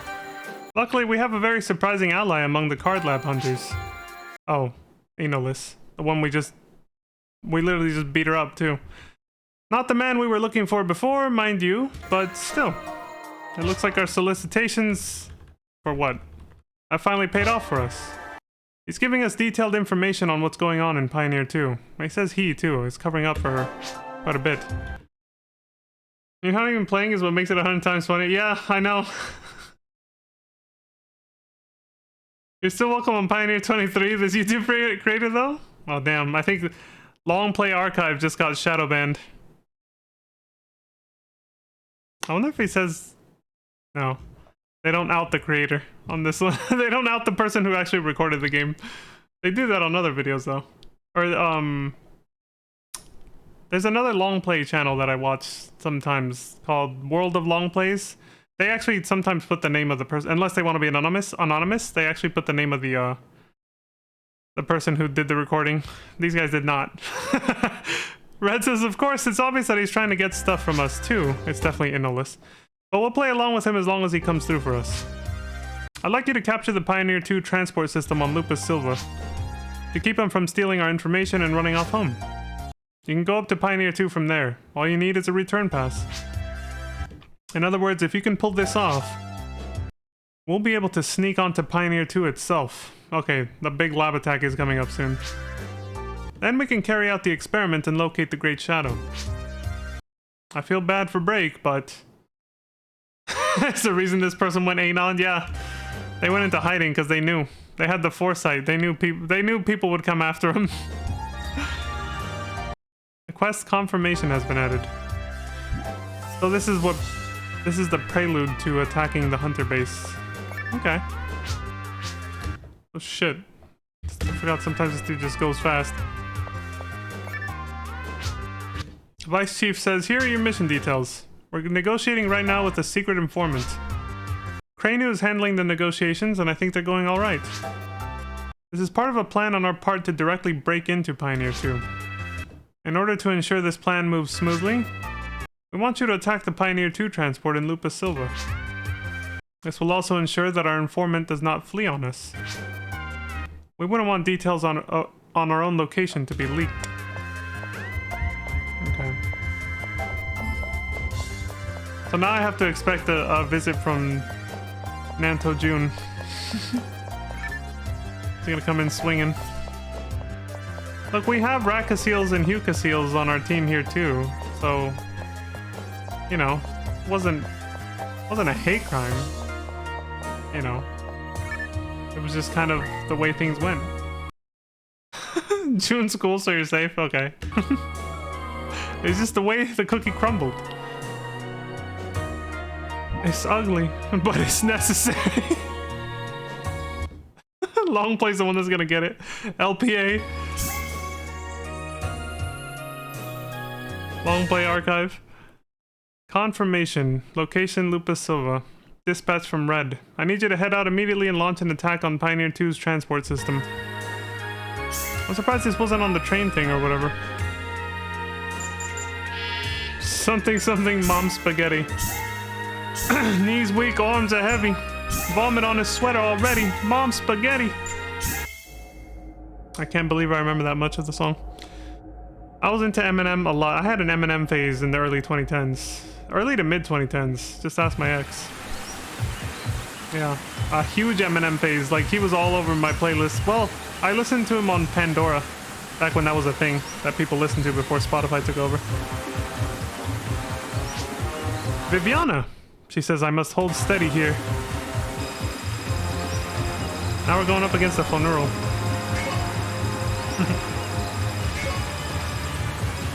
I can still access my Pandora account, and I have my radio stations, and yeah, one of them will just straight up play non-stop Eminem stuff. I just completely made it catered to... I had the premium so you could actually like give it a few songs to start with, so it gets the programming right. I think Pandora was ahead of its time because it tried to be what AI was before AI was a thing, basically. What did they call Pandora? They called itself the Music Genome Project. Like, it tried to say it was kind of like genetics, basically. Something like that. Hey! Wait, is the A for Viviana? Is she another one of your favorite characters?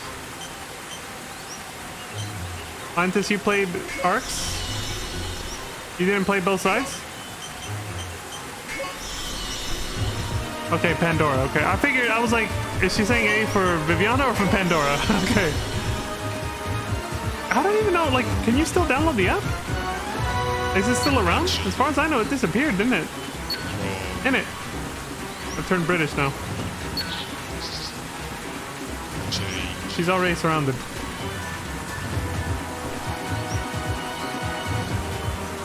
Right?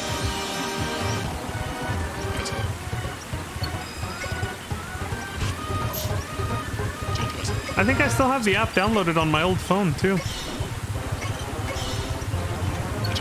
Oh, you and me both, Pizza. To be honest, I just never made it far because I just got bored because I'm not into card games. When I played it as a kid a little bit, like I touched it for like a few minutes and it was like, I don't even think so. Like, this ain't for me.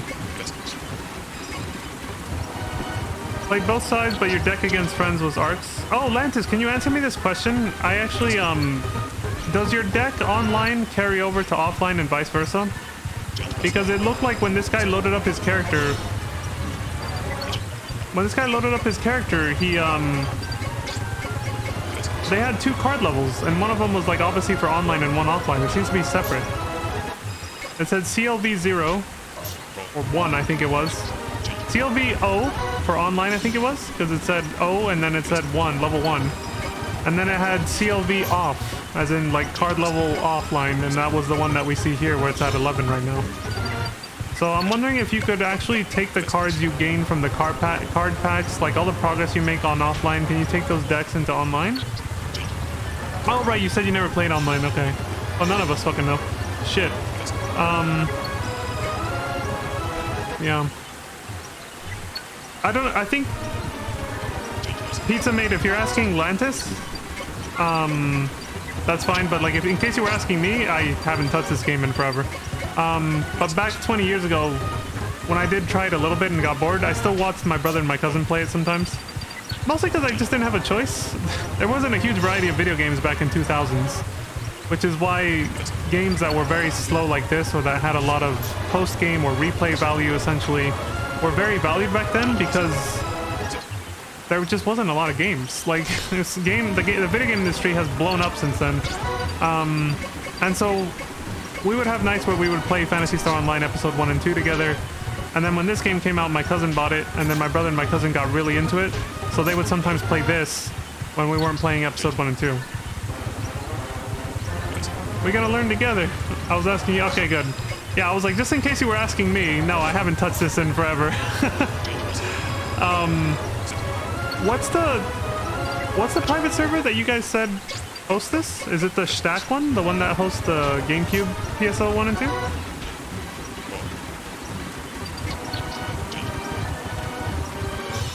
Anta says, I do want to go back and play this again in Giggle Booma's memory.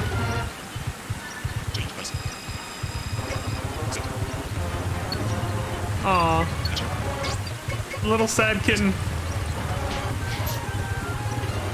It's like... Oh, well, there goes Viviana. It's like that, but sad. Stack hosts PSO 1 and 2, and they host episode 3 as well. Yeah, I think I heard somebody say that that there's like a tournament for episode 3 once in a while or something like that. It was his passion project, unfinished before his passing. Yo, Booma. Wait, do you mean... Who are you talking about? Giggle Booma? Like the monster? Or is there a person named that? Like... You truly are the pride of the Arcs. Excellent work! I'll press the attack, and we'll continue onward. Chief Red. So here comes the big lab attack on the hunters. Username Giggleboom, a member of the PSO community. Aww. Wait, is he the guy that's in the... When did they pass? Let me check something. Oh, I can't really... Shit. Yeah, here we go. Welcome back. We're finally going through with the infiltration operation. Please go to the command room. Chief is inside. Chief Red is inside waiting. I'm gonna have to pause this. I was gonna check something. I'll check it later. Not to be confused with Lutz. Who would be Lutz? Lutz was another member of the community who passed. Oh, okay. So that one was more recent, right? I think I heard something like that. Red says, "Good work, LPA. It looks like the negotiations were a success. We have all the info we need. Lupus Silva, the main transport route to Pioneer 2 is ours. Now, on to your next mission." The original creator of the Esper Mansion Discord. Oh, that's where I heard the name, yeah. Okay. And you're still talking about Lutz, right? Or Gigabooma? When you say that. Enter Pioneer 2 via the Tower of Calum, find the data storage vault, take the memory core inside, and then destroy the C.A.R.D laboratory. Yeah, we saw this assault happen on the hero side. Okay, let's... Alright. I think Break knows a lot about the information you'll be retrieving. This is critical, so Break will be leading all our team members at once. 2 other people are also infiltrating the area from a different route. It's make or break time. I wish you the best of luck. LPA, the success of this mission is riding on you. Now go! The quest Morgue raid has been added. There we go. It's so weird that the Pioneer 2 lab is called the Morgue. It's like, what a cryptic name. The Vice Chief says, "Be careful out there. If you succeed, the lab will lose most of its fighting ability. Do your best for us." Alright. Okay, let me scroll up a bit.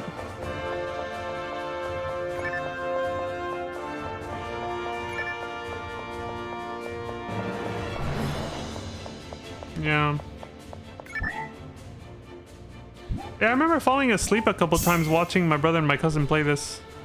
Mostly because it's relaxing to watch, like I said earlier. Not necessarily because I was like bored or something. I did and still don't have any interest in it because I just don't have an interest in card games in general. But there was, you know, there's some stages with some relaxing music, and the game is so slow paced as we've seen that there were times where I kind of just, you know, faded out. Morgue raid. Dispatch from Red. Head to Pioneer 2 and infiltrate the central information room. The goal of this operation is to acquire the biodata and then cripple their lab, yeah.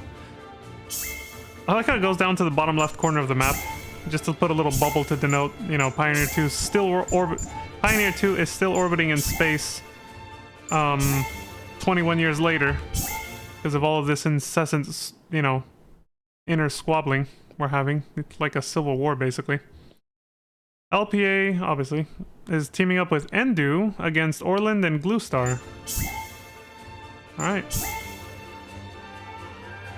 It's very soothing, but yeah, also understandable. Not huge on card games, but can play them from time to time. There was only one card game that I can remember that I've ever enjoyed, and that's because I found a way to break the game pretty quickly. And that was Yu-Gi-Oh! Duelist of the Rose, or the Roses, whatever the hell it was called, for the PlayStation 2. Came out around the same time as this. And I also mentioned that I feel like this game also came out around the same time as Kingdom Hearts Chain of Memories. which was also a card game, but it's a fast-paced action card game, way harder, and more annoying.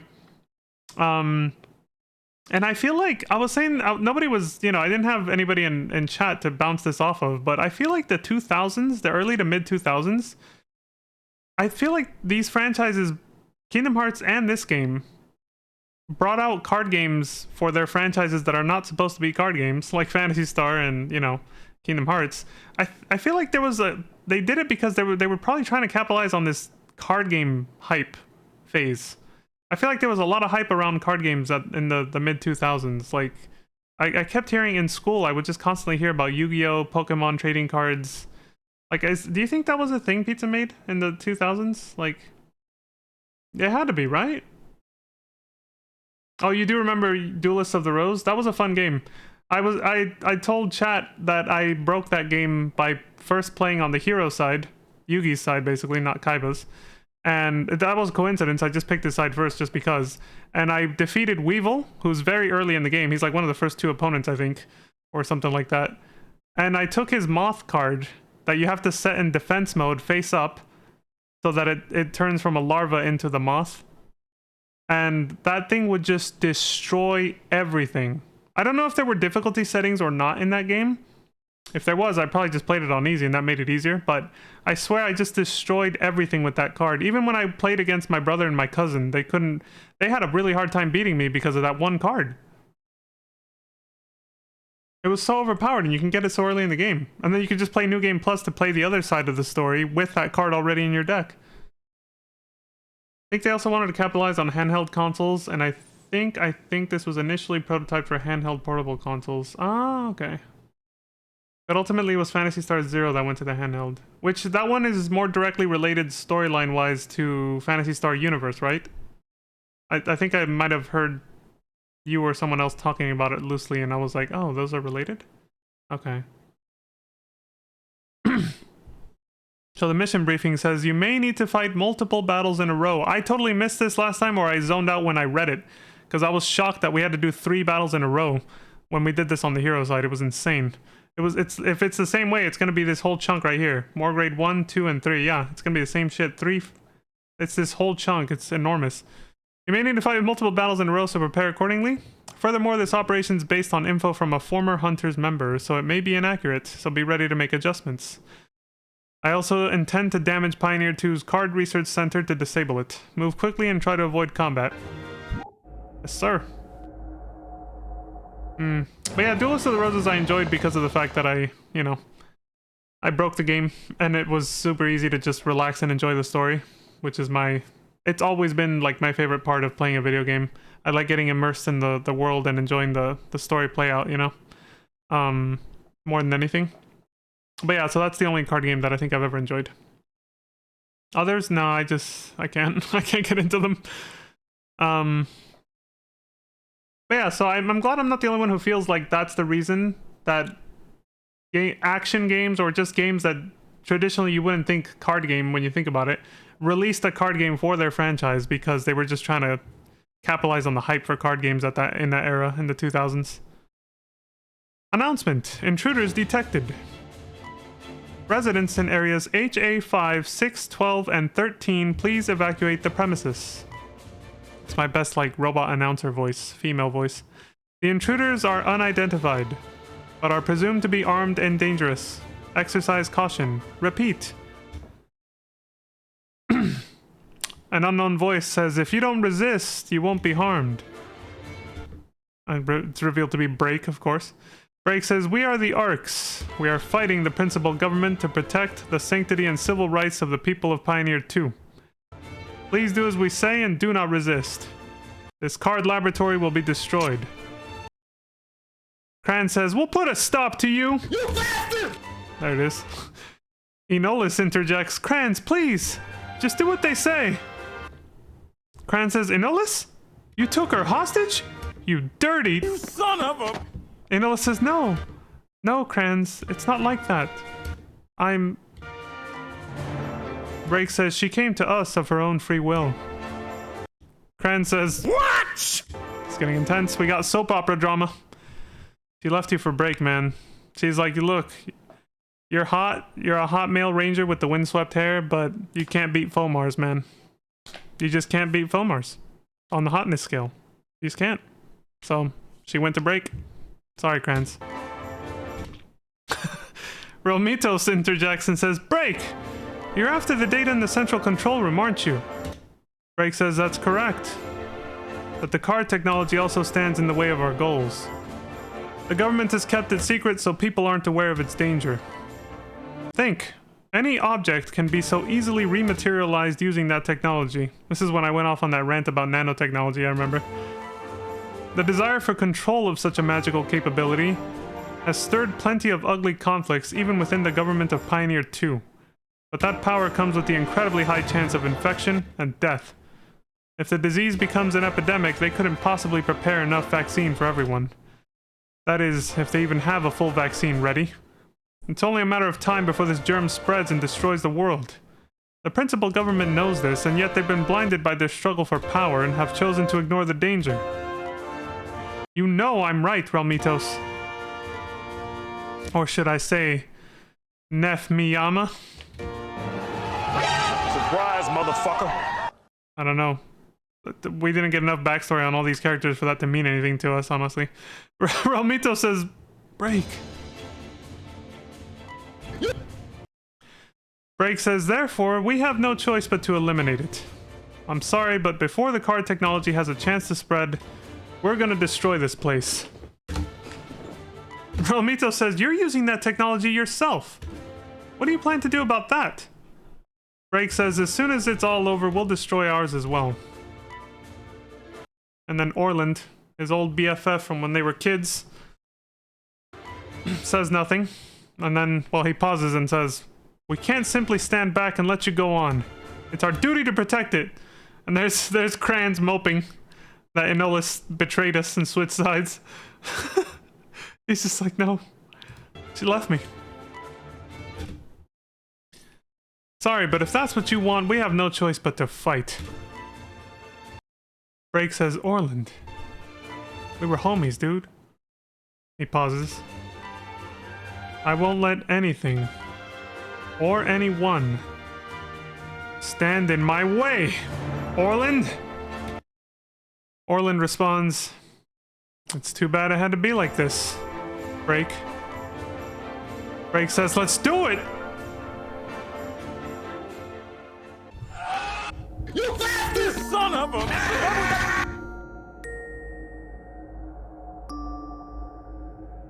I forgot you could do that. See, PSO episode 1 and 2 had ways you could mess around with the loading screens, which is kind of fun. I wasn't able to demonstrate that too much because they were too fast on my PC on Blueburst, but we saw it right there. Even in this game, you could mess with the loading screens.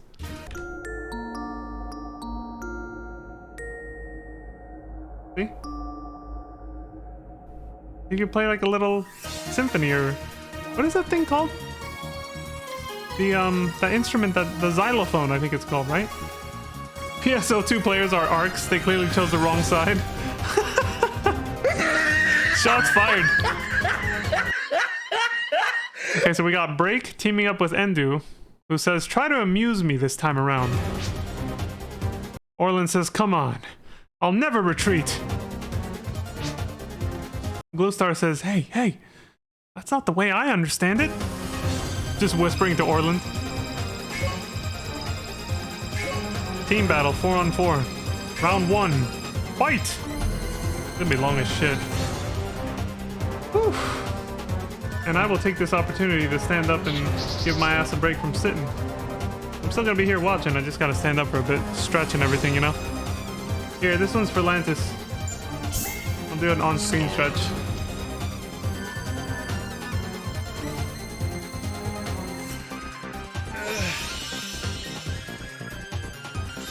There we go.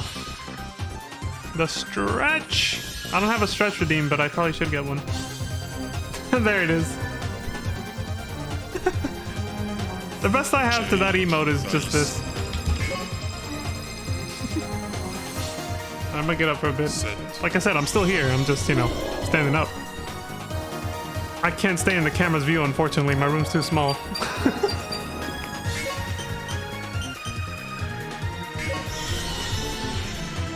I had the foresight to get one of those desks that can actually let you stand up though. You know those desks you can actually lift up? Like, whoop. Action.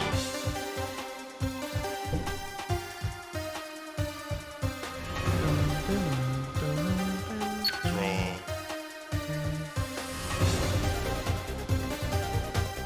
What the hell? Nothing to do with the game, by the way. I just looked at something on my phone that kind of like, I was like, dude, what the hell? Change.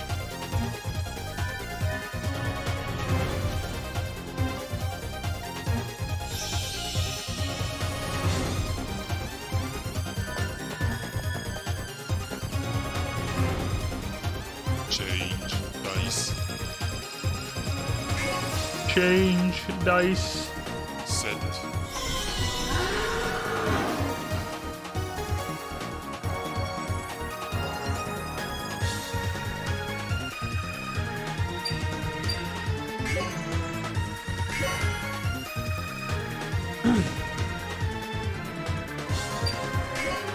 Alright. Based on what I just saw on my phone, I gotta go outside my room just to check something real quick, but I'll BRB in just a sec.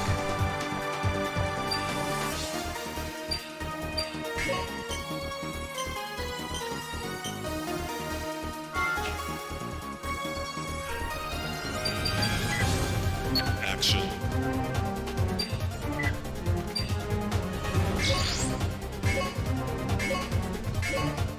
Defense.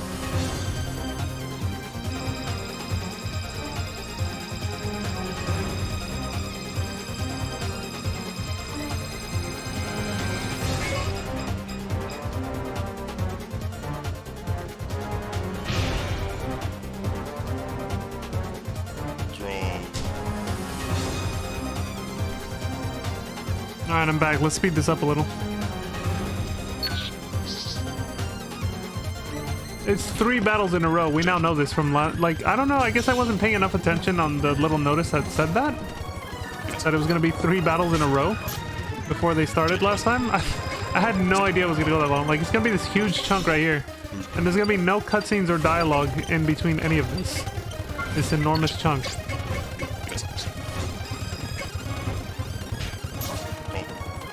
The most dialogue there will be is just from, you know, when the next battle starts and they talk shit to each other, you know? Which can be basically just summarized as, You bastard son of a bitch! and that's pretty much it.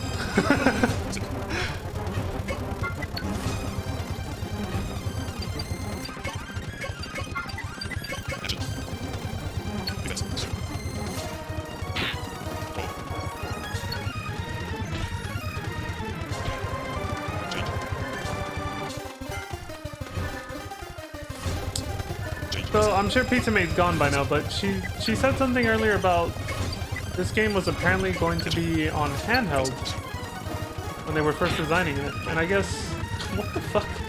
Hold on, that card just kind of. It's still a. Is she ducking that punch by just? What is she doing there? She looks like she's curled up in the fetal position. Is that her just crouching down to dodge a punch? I guess that makes sense. They were thinking of, because this game is very experimental, obviously, so they were probably thinking, yeah, we'll just put it on a handheld, you know, because it's a card game. But I guess my guess is that at the last second, the reason they changed it and made it is so that they could make it online. They probably figured, you know what, we have faith in this.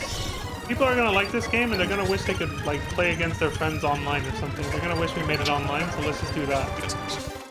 And I'm guessing that's why they just went with it. And then, yeah, I mean, obviously some fans did, you know, support it and played online with their friends from PSO 1 and 2, episode 1 and 2.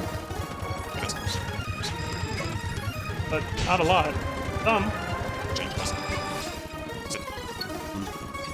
I'm only confident in that, in what I just said about not a lot but some, because of the fact that I rarely ever hear anybody talk about this game in the Phantasy Star Online community. There's even a YouTube video that has a thumbnail or a title that says The Forgotten Episode. Or the Forgotten sequel. Because it was such a niche. Honestly, Kingdom Hearts Chain of Memories went the same way. People wanted an action game, they got a card game, so obviously it just didn't, you know.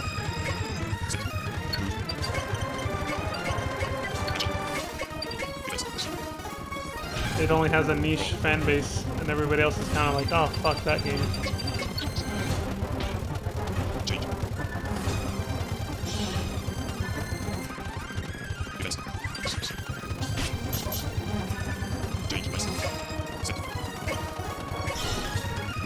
And we'll keep this up just so I can see when the battles are going to transition. Orland's going down. And we know Arcs canonically win this battle. Seemed pretty obvious from the cutscene that plays at the end.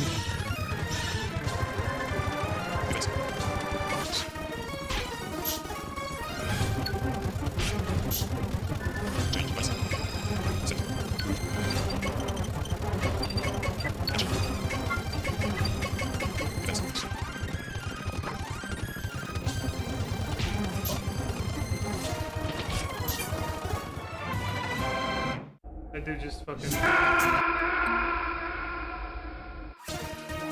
Alright, let's see what kind of trash talk we get here.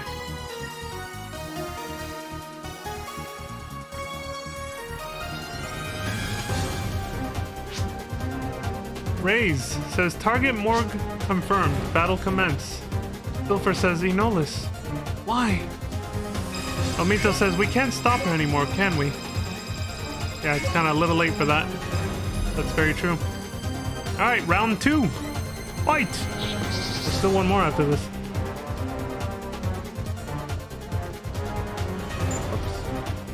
Oops.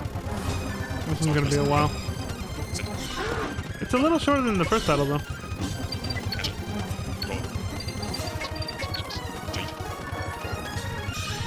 Yeah, Raze is the one who has the double saber that I liked, yeah. Looks like two Musashi blades put together, kind of. I remember looking up the name of it too, and I forgot again.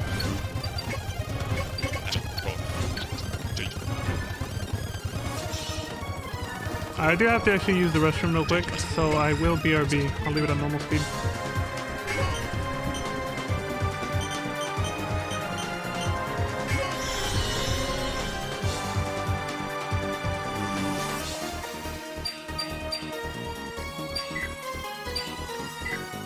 Action. Defense.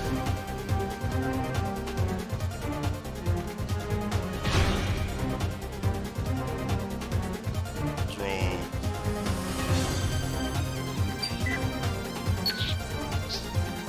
Change.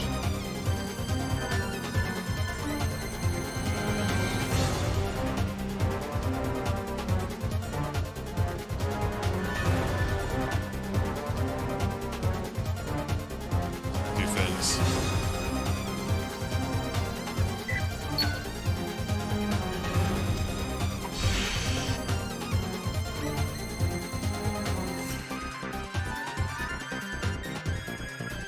Change dice. Set.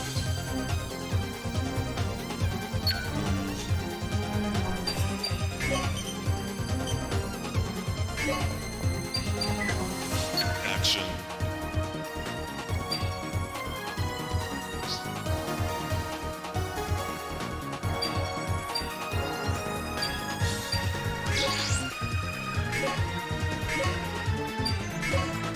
Defense.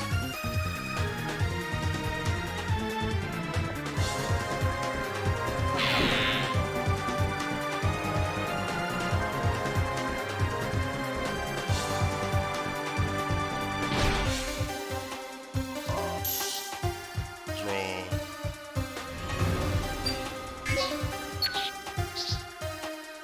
Change.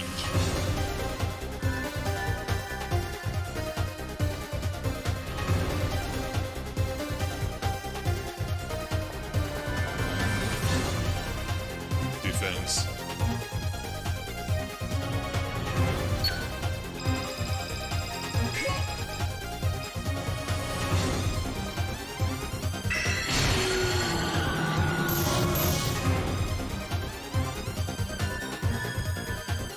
Change dice.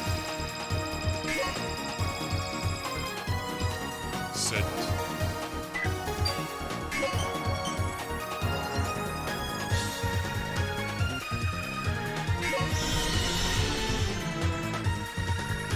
Move.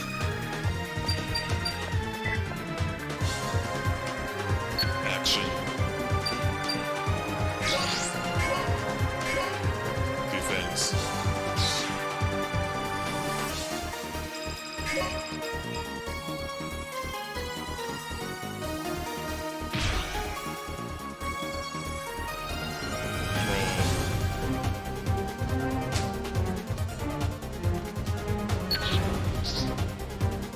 Change. Alright, I'm back.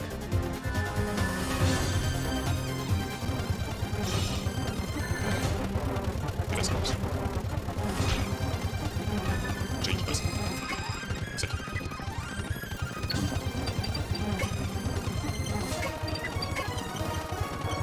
Action. Investment. Roll. Change bus. Set. Move. Action.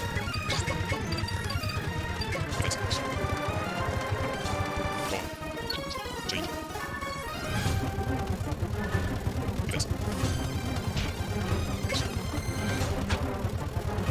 Roll. Change. Investment. Change bus. Set. Move. Action. Investment. Roll. Change. Investment.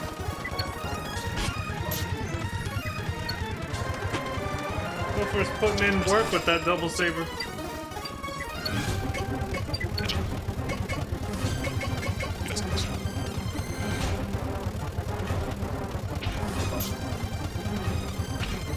Roll. Change. Also, I just noticed Raze went down. Holy shit. Change bus. This battle actually got kind of tight. Action.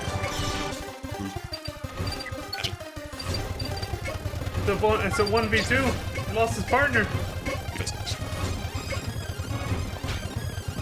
She just fucking... Roll. Okay, now it's one-on-one again. Change. Investment. Change bus. Set. Action. Investment.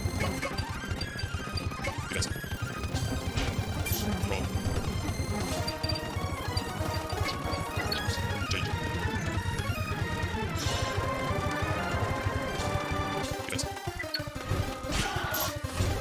Investment. Change bus. Set.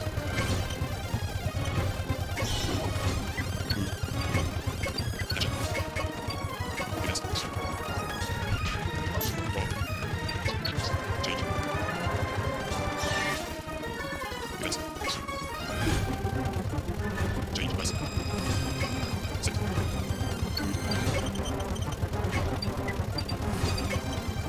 Action. Investment. Oh, she actually got the real version. There we go. Roll.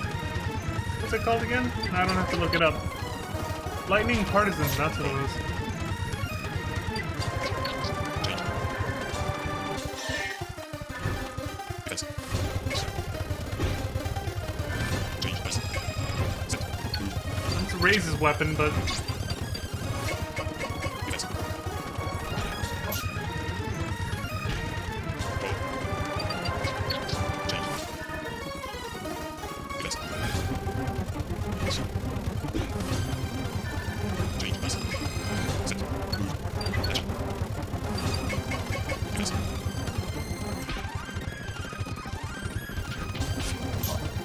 Destroyed.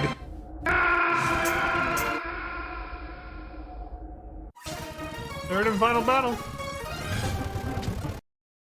Okay, so now it's Break versus Kranz, who says, I won't let you get past this point. I think it's 1v1. Yep. The 1v1 me, mate. You bastard son of a bitch!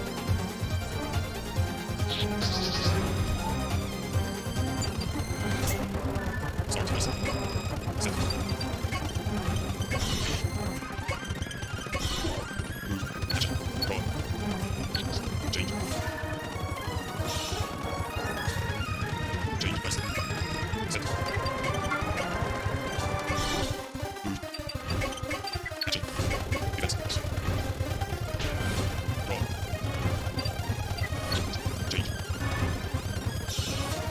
Move.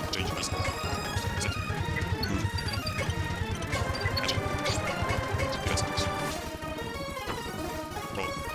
Change. Defense.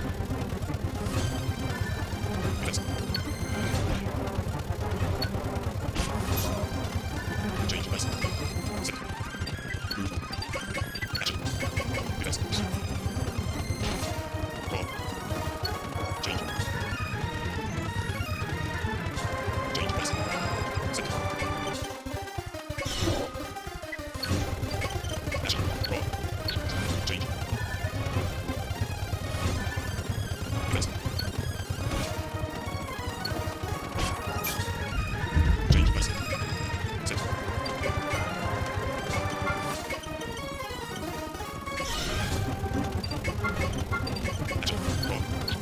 Change.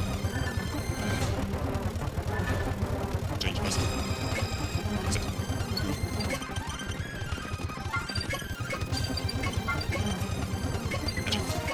Defense. The shot clock ran out. Roll. Change. Defense.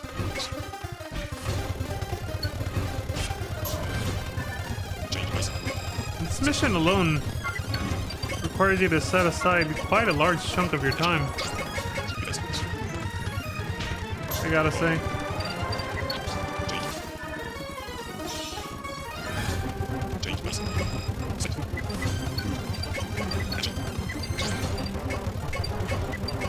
Defense.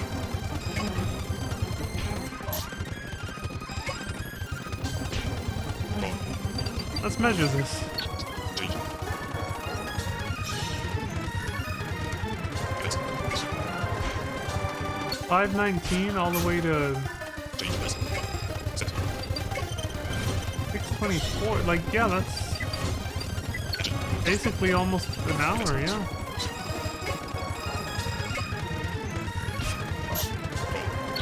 Change.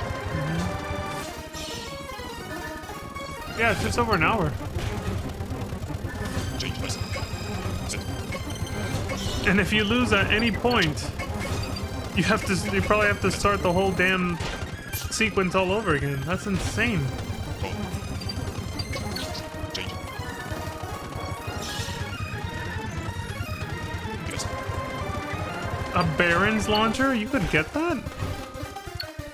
Holy shit. Change pressing. Set. Move. Action. Defense. Roll.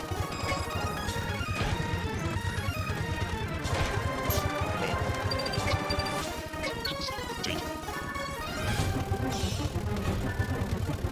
Defense.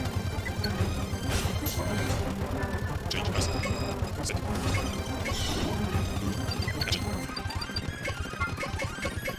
Action. Defense. Blup, blup, blup, blup, blup. Roll. Change. Defense. Change pressing. Set. Move. Action. Defense. Roll. Change. Defense. Change pressing. Set. Move. Action. Defense. Oh!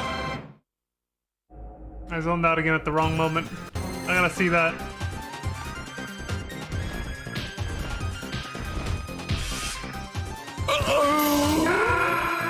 There it is.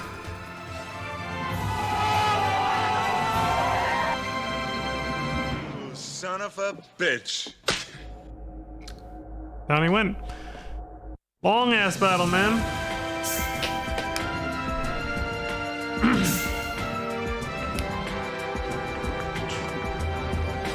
Well, gave me a chance to, you know, rest my ass from sitting down. So, I'll take it.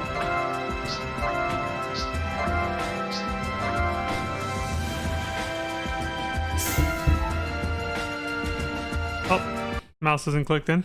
Excellent work, everyone. The operation went extremely well. I believe we've dealt them significant damage. Anyway, we've already begun analyzing the data you acquired. To break, soon we'll begin the revival experiment. You are relieved of combat duty for the time being. I need you over here. Chief Red. Revival experiment? What the fuck is this? What kind of shady shit are they about to do?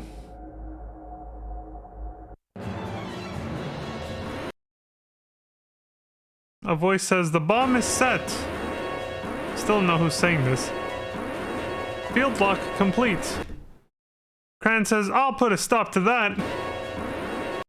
Voice says, you can't. It's too late. Stop! Cran says,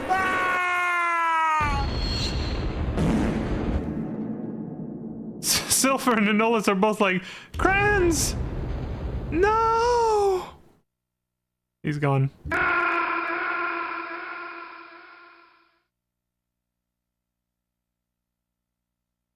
And even the voice says, Crans!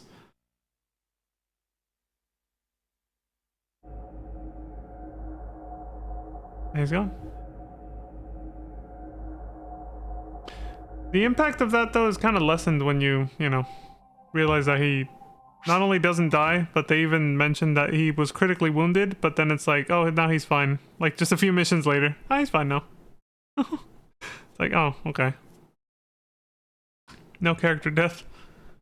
They just wanted to make you think for a minute. Mission complete.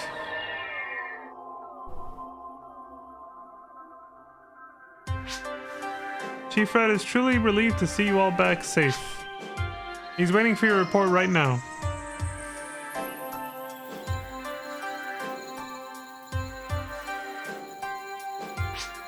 Red says you really pulled it off this time, LPA.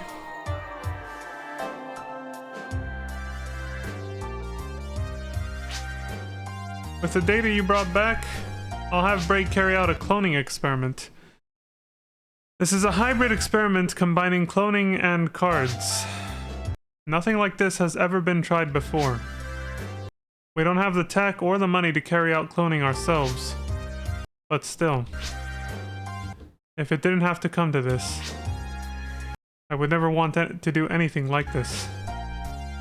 Cloning goes against the principles of the arcs. So why the hell are you doing it? However, this is our last hope. We have no choice. I'm sorry. Break. He pauses. We'll just have to trust in Break on this. Bring him in on it. If this works out, then we should find out where the Great Shadow is. In the meantime, ferret out the secret of Raven-itis Sakra. According to the information we took from the morgue, the power it holds is greater than anything we could imagine. We need to investigate more. Go to the area where the ancient weapon appeared and examine it again.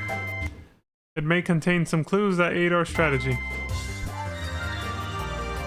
A quest puzzle solving has been added. And research 3. The Vice Chief says, welcome back. I guess the attack went off pretty well. Everyone's back okay, so I'm truly relieved. Anyway, here are the details of your mission. Our true enemy now is an existence known as the Great Shadow. Its power is seemingly limitless. I want you to examine what the source of this power might be. The location of your research mission is Raven-itis Sakra, the place where you fought the ancient weapon. Best of luck. That makes sense, yeah.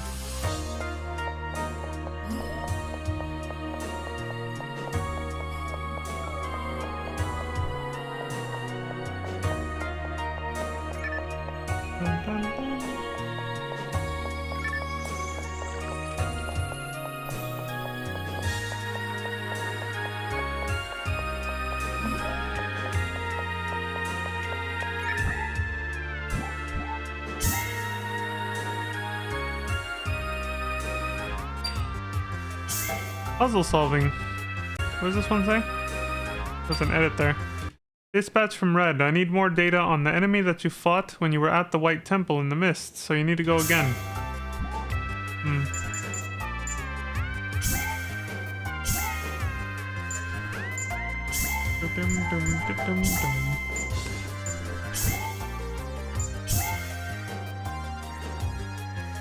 Oh shit. Says we've decided to give the name Lukon Knight to the enemy we fought at the Misty White Temple, so it seems that this Lukon Knight became active when we intruded into the area, but we currently have no further information about it.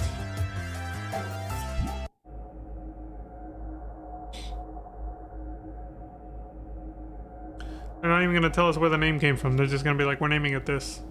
That's it.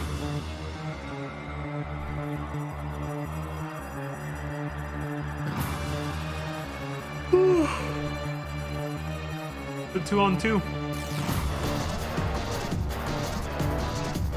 We got Endu versus Rio, who says, or sorry, Endu and Rio, who says, I am glad that you showed up just to get killed. Versus Orland, who says, your opponent is me. And Relmitos, who says, with your way of doing things, nothing will ever change. All can be translated to, You son of a bitch! as always.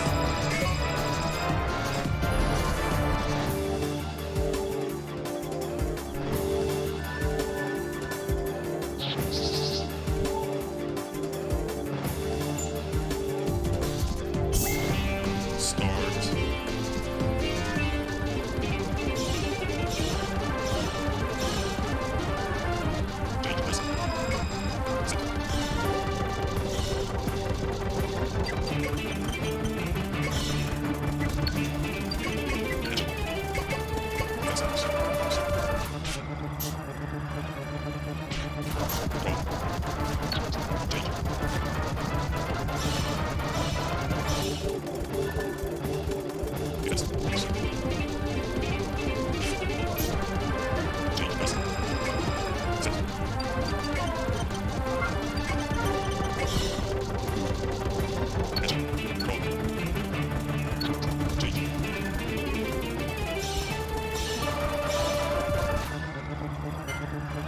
Change person. Set.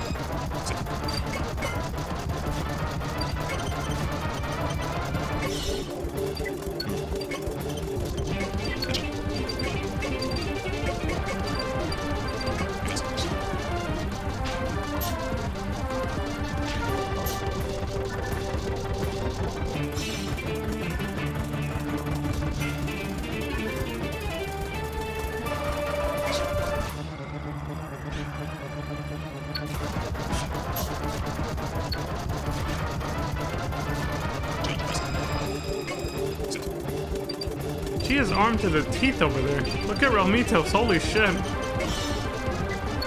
She got so many rings that's all the way up to her head.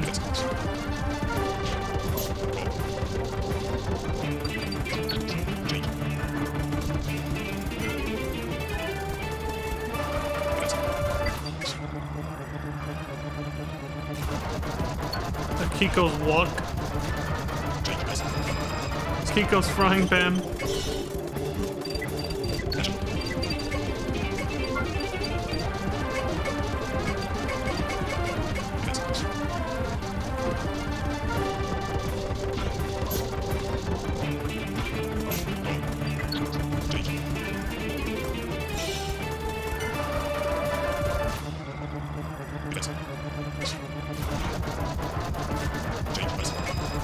Oh, she's getting close.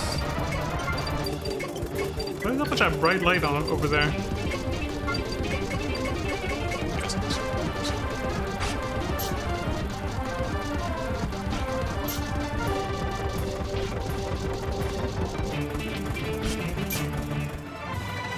Get destroyed, Orland. You suck!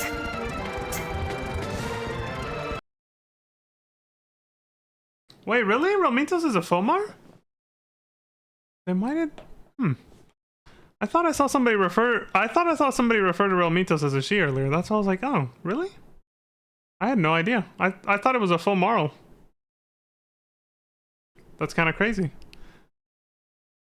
You know what's funny about that is I actually thought that last playthrough on the hero side. And then I was like, yeah, that's a dude, right? And like in my head, I didn't say anything about it. And then something happened later in the story where I was like, oh no, it's actually a girl. Can't remember what though. But like I thought somebody had actually used a female pronoun on her. So I guess not. I guess I was right the first time when I was like, that's a dude. In my own head, I was like, I think that's a dude. Wow, that was a roller coaster, basically. I was kind of like, wait, that's a dude. No, it's a girl. No, it's a dude. It's like, damn it. Phantasy is always being mistaken for female, so I get it. That's interesting.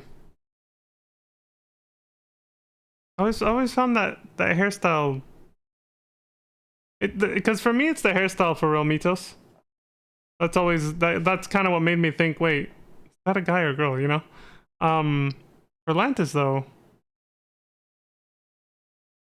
Yeah, I was like, for Lantis though, I guess it's probably because I'd already seen plenty of Fomars with that hair, you know, and I hadn't seen the one with that's probably what it is, yeah. It's because I hadn't seen Relmitos' hairstyle like at all. I couldn't tell if it was a Fomar or Fomaral. Yeah. Just as we expected, it sounds like there weren't many clues left at this point. All I'm trying to remember now is what made me switch on my assumption. Because I thought Relmitos was a guy first. But I'm trying to remember what was the moment that I was like, oh no, it's actually a girl, I think. And I can't remember what it was. It must have been some passing comment in the story that made me, you know, switch. Yeah, I can't remember. So just as we expected, it sounds like there weren't many clues left at this point. Still, I believe we can make good use of the data you brought back. Thanks, Chief Red.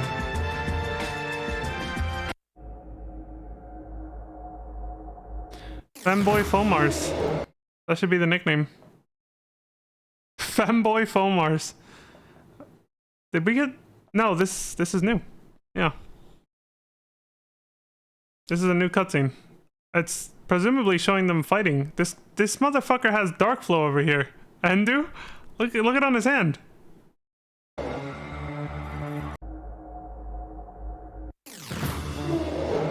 More! The Booma. Endu says, somehow you managed to bring up old memories. Time to continue the quiz from last time. Remember my sword technique yet?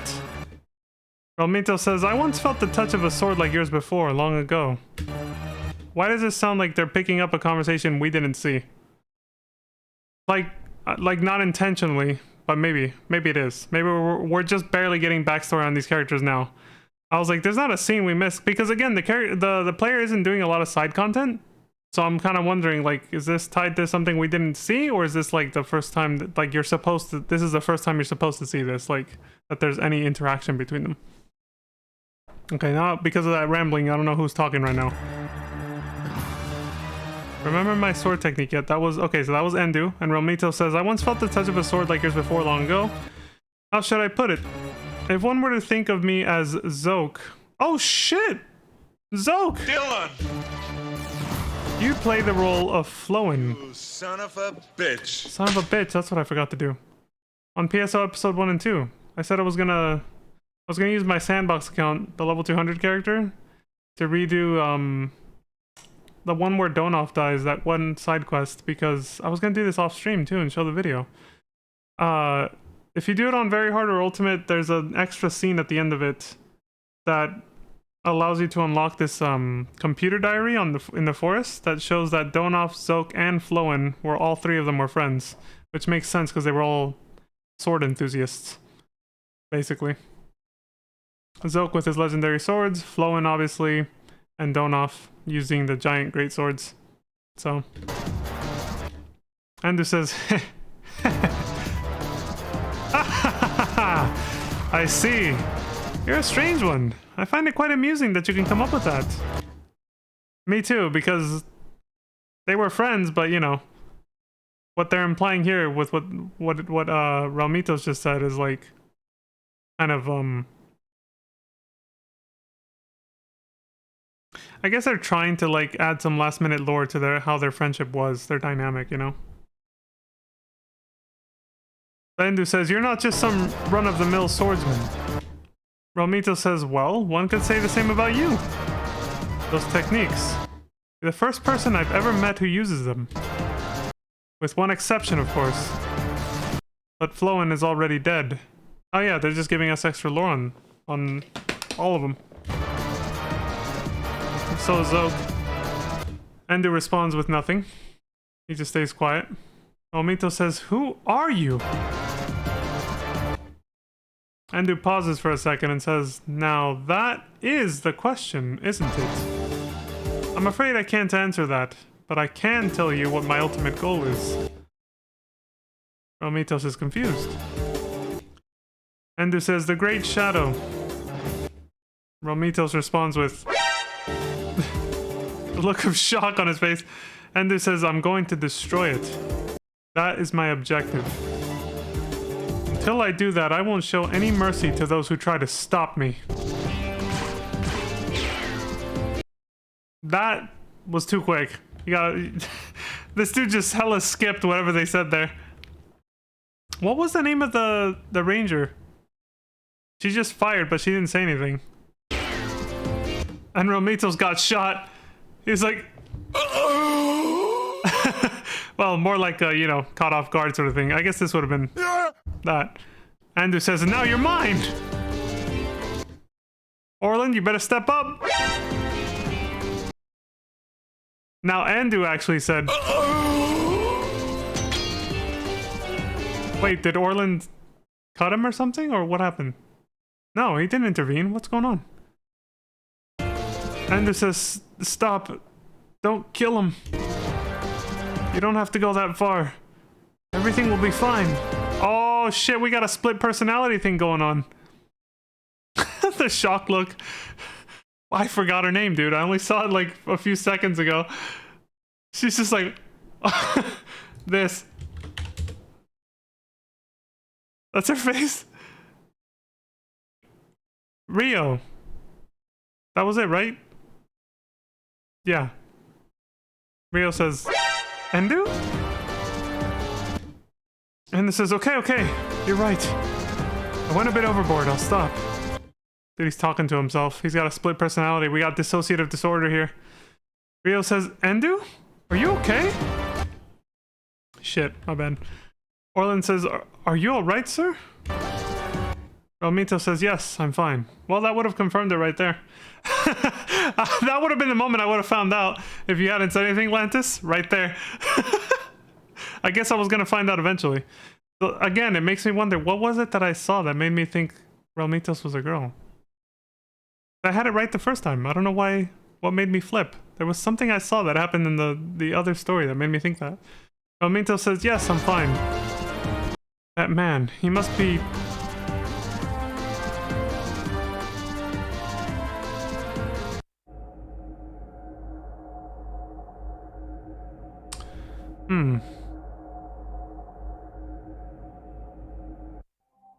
What are they implying? There's gotta be some kind of connection to, like, Zoke, Donoff, and Floen there. They've been talking about cloning, so maybe...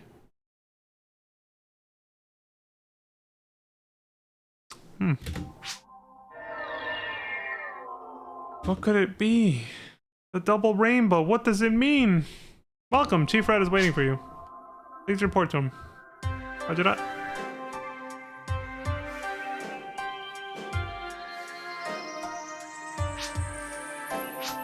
Red says, good work, LPA. I've received your research data.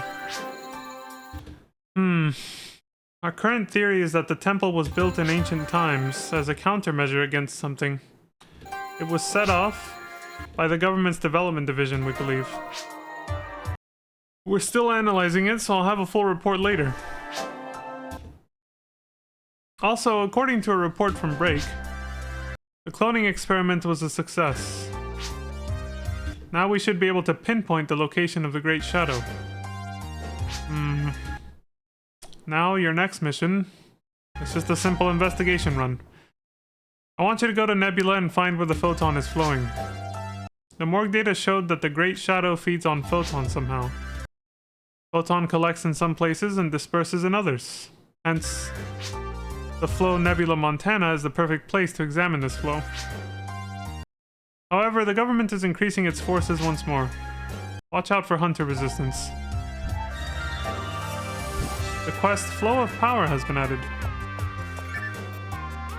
I hope that storyline is actually resolved. I don't think it's gonna be, though. We're not gonna find out Endu's true identity. The Vice Chief says, "Nice work, LPA. We're still analyzing the data you collected back in the laboratory. Now, about this photon flow mission. Nebula is an alpine region, so it should be easy to track the flow." There we go. "Please head over there and quantify the flow of photon in the area. If we combine that data with Brake's information, then we may be ready."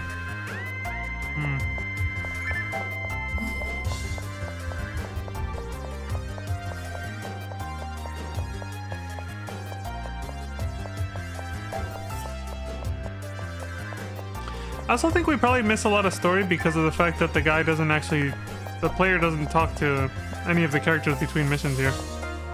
Although that would have made this playthrough literally twice as long, if not longer. It would be a 16-hour playthrough, basically. They would have had to just divide it into different parts.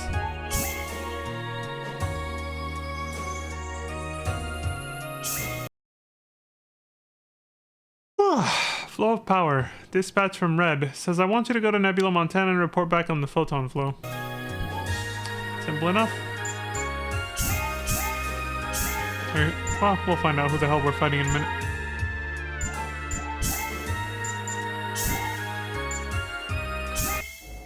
So Endu has a split personality.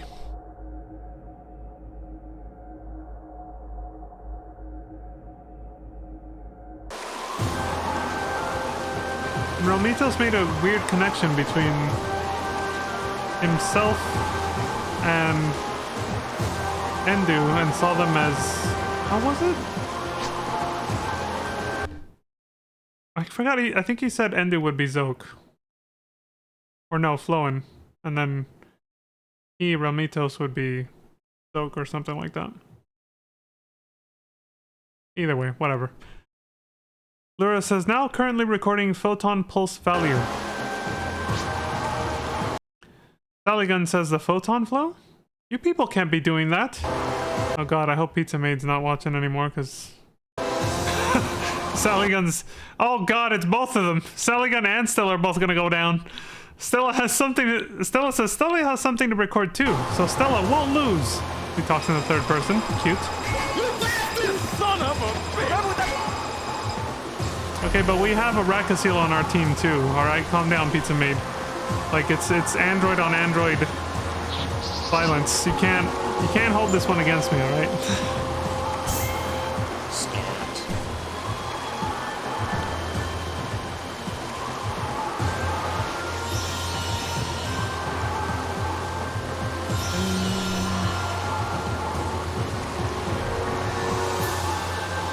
We got Break and Lura against Nice. Saligun, right? Is that what they called? And Stella! This will be a short battle.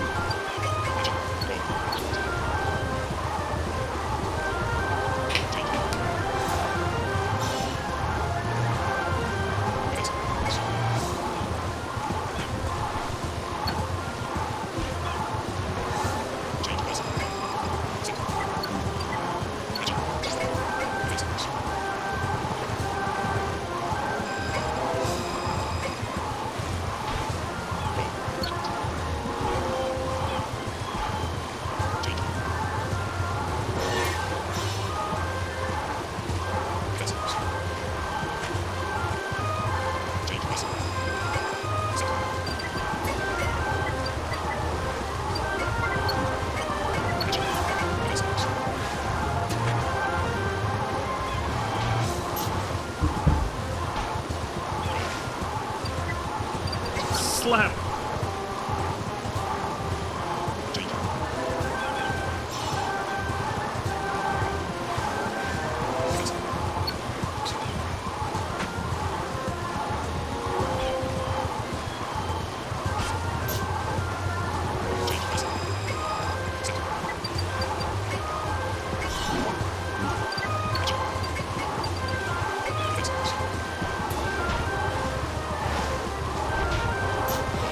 I just realized Stella has very low-key has pizza made color scheme, the orange.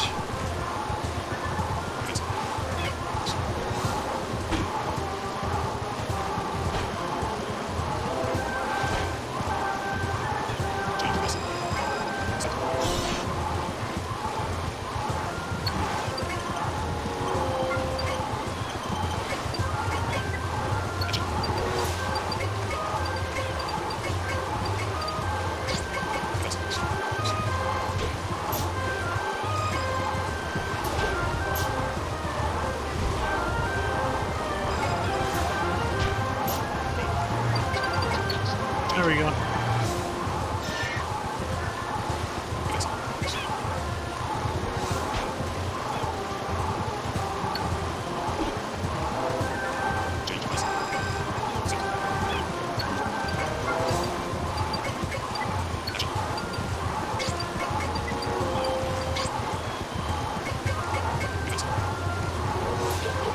Your husband's Rakasiel wears the yellow version of that costume? I gotta see that. I'll probably fuck around in the character creator. So that costume has like different color variants to it. Also, who went down? It seems like this is one of those battles where only one of them had to go down. Who was it? The Hugh or the Rakasiel? About to find out. Stella! Stella went down. Son of a bitch. Good thing Pizza Maid went to bed already. Hopefully. Didn't have to see that. We'll just keep that on the DL so I don't get any more aggro. To be like, Stella, no! Oh, that kitty's so sad. Like, why? Bully! It wasn't me, I swear. I'm just a spectator, like you. I had nothing to do with it. I totally didn't rewind to go see who went down. And, yeah. And relive the traumatic moment. I received the data and I will have the analysis begin immediately. You and your team are cleared to return to base. Chief Red. Alright. I'm sorry, Lantis. I truly am.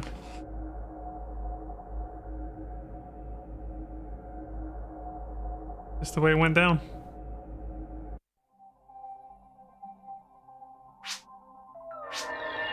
Welcome. Chief Red is waiting for you. Please report to him. The usual shit. Okay. Red says, good work, LPA. After some analysis, we believe we understand part of the story now. The origin of the germ, in other words, the Great Shadow, can be robbed of its power to some extent by controlling the flow of the nearby photon. That's not the only good news either. After putting together the data Break found via the experiment with the photon flow data you brought back from your expedition, we found what we believe to be a shortcut to the Great Shadow. It appears that the government has also discovered the place. Chances are you'll end up in a battle with the hunters. We've got to secure the area and send an investigation team over. We're this close to getting the Great Shadow's exact location. You've got to come through for us. The quest Unknown Lands. Okay, I remember this one. That one... They said it was like some kind of gross looking cave, like the inside of some monster's belly or something, right?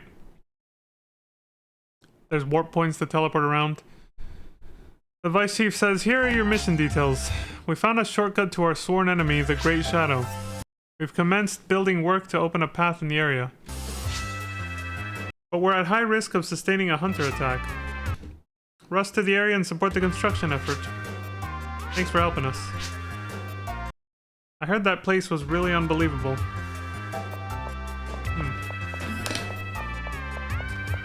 Okay. He's got to be talking about that place.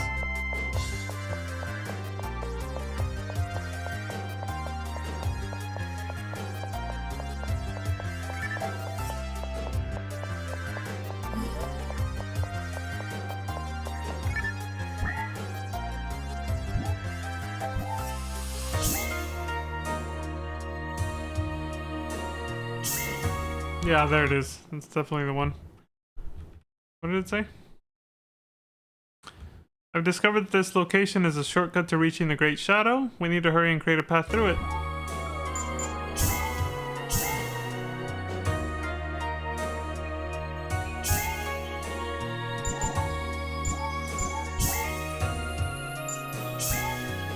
Sally Gun again. The rematch. The 1v1 rematch between Break and Sally Gun. The Hugh Casil.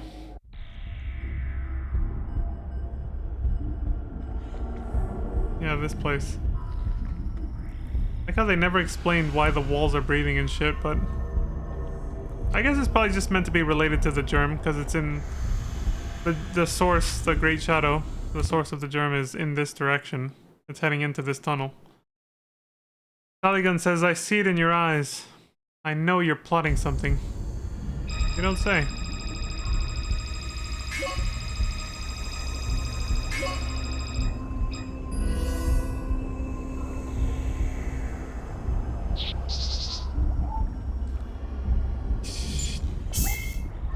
Start, please. Sit.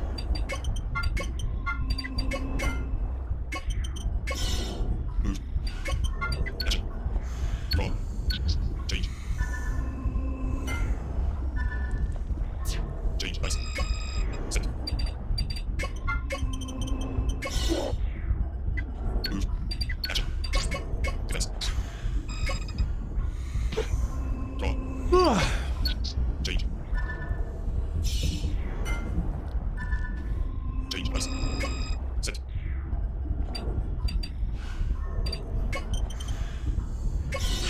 Move. Action. Defense. Draw. Change. This is gonna be another short one.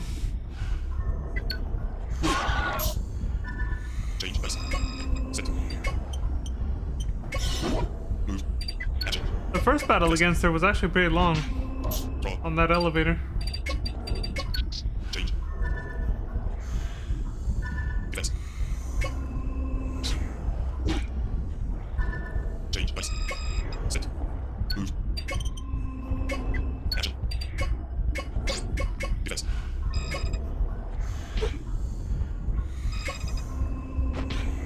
Draw. Change. Defense. Change, please. Sit. Move. Action. I'm catching up on Discord messages.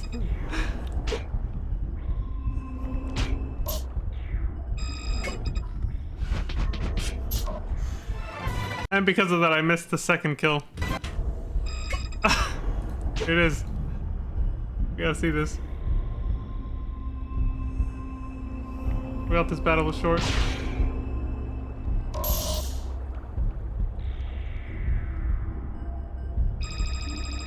He's about to go down.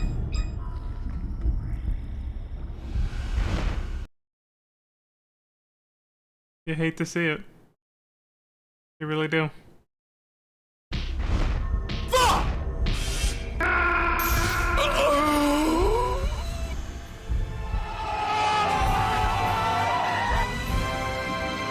of a bitch. I am so sorry. It had to happen again.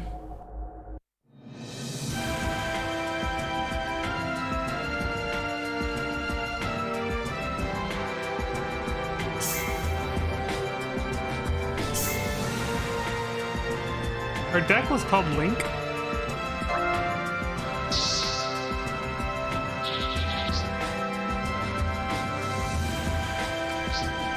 And it was a Hildebear that did it. The Sigh of God? A hell of a name for a weapon. Or whatever that's supposed to be.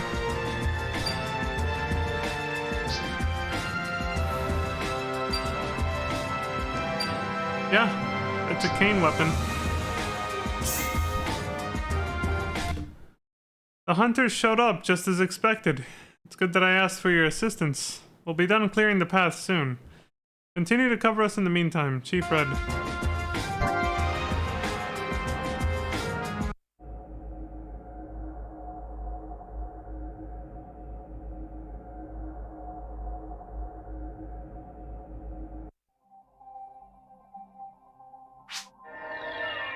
Welcome back.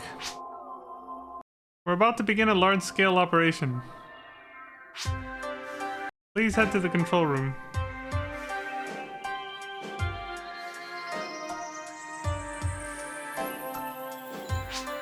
Red says, "Good work, LPA." He pauses.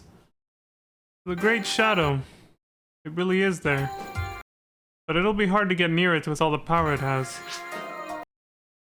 So in order to reduce the threat of the Great Shadow, we have decided to destroy part of the Tower of Calum, as well as the rectification station in Mole Venti.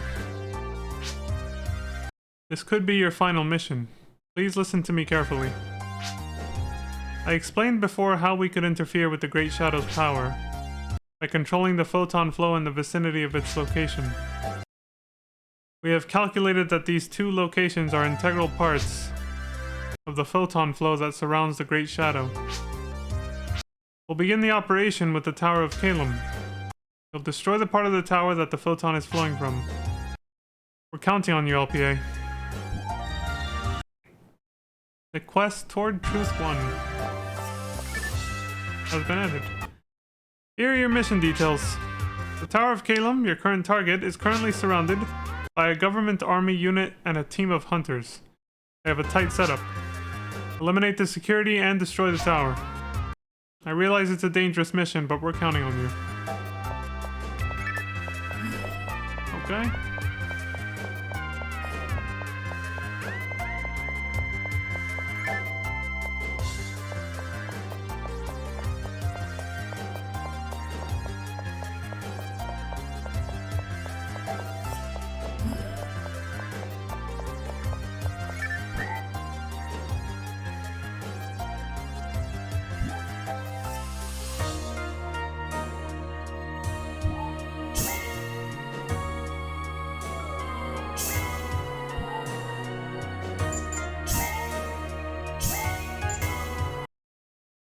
Says, I'm planning to destroy a part of the Tower of Calum. In order to do this, I need you to eliminate the security in the area.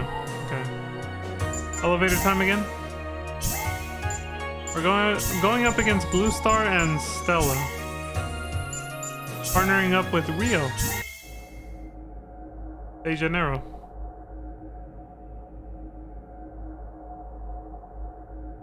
Rio de Janeiro.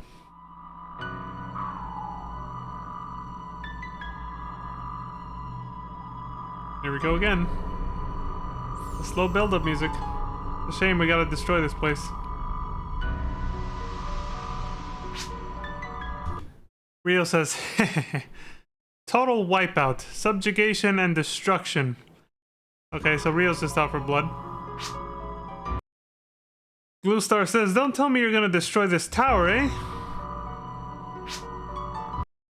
Stella says, destroying stuff is not good. Yeah. She's supposed to be like a cat girl, basically? In Rakasiel android form? Like her personality type is supposed to be, she's supposed to be the typical anime cat girl. Talks in a third person and then she says cutesy things like that. So I assume, you know. Maybe she just has one of those personalities, I guess.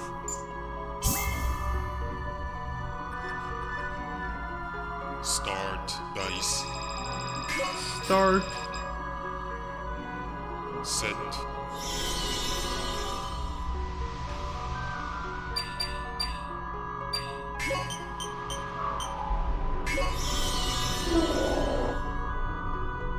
Move. Oh, Rio uses submachine guns. Draw.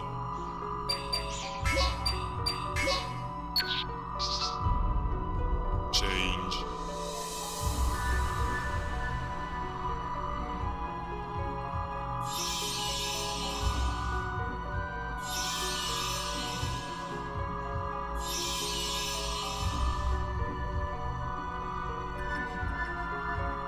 Defense.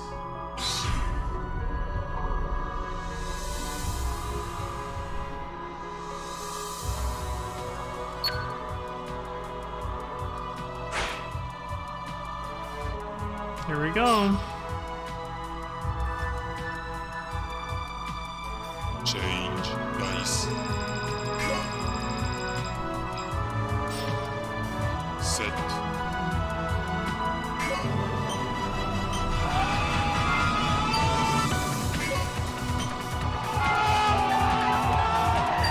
Son of a bitch. When the music kicks in, Action.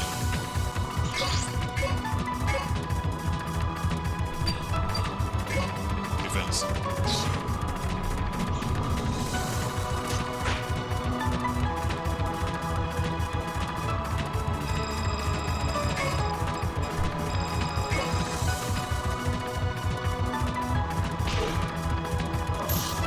Draw.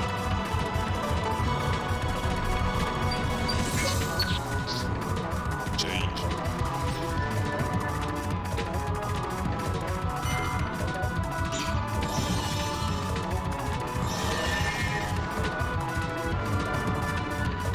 Defense.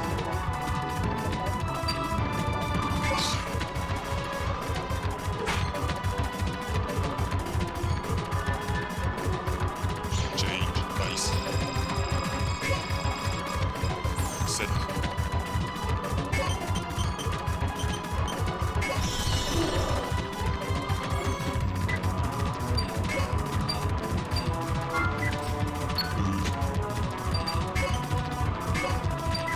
Action.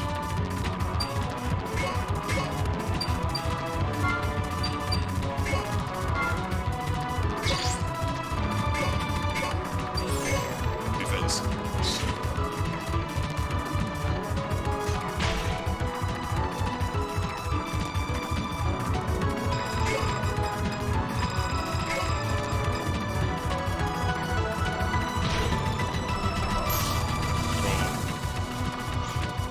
Draw. Change.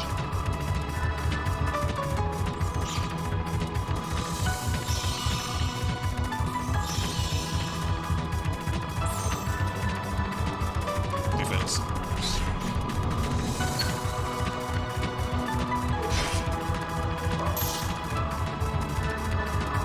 Change dice.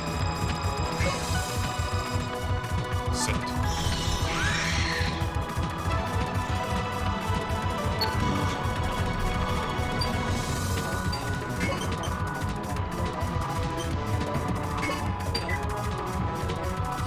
yeah, this battle's kind of short too.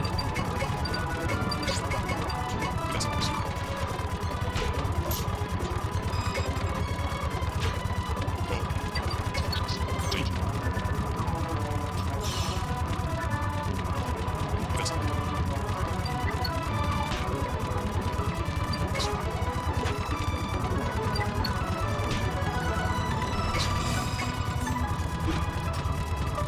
Defense. Change dice.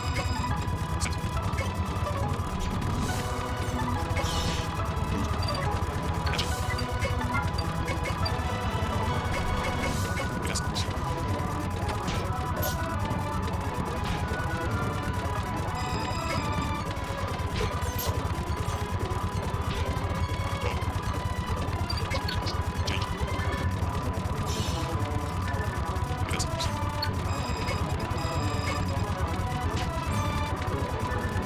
Defense. Change. Defense. Change dice.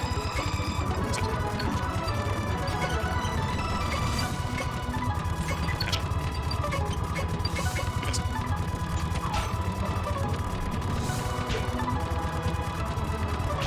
Defense. Change.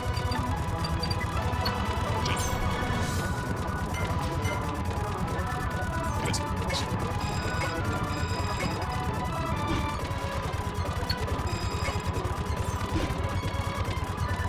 Change dice. This is probably where it ends.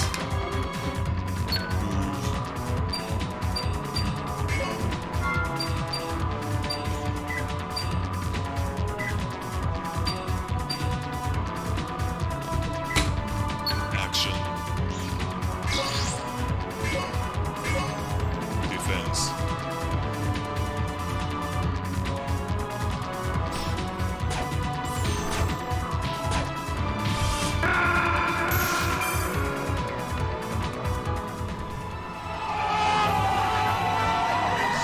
a bitch.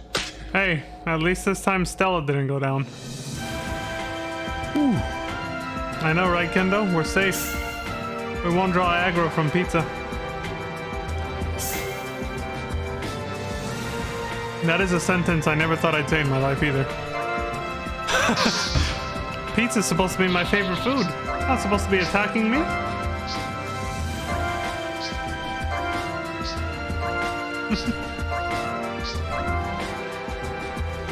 It was my favorite food a long time ago, once upon a time. Thanks to the actions of you and your team, we succeeded in destroying a part of the Tower of Calum. Keep up the good work. I look forward to your continued success. C.A.R.D.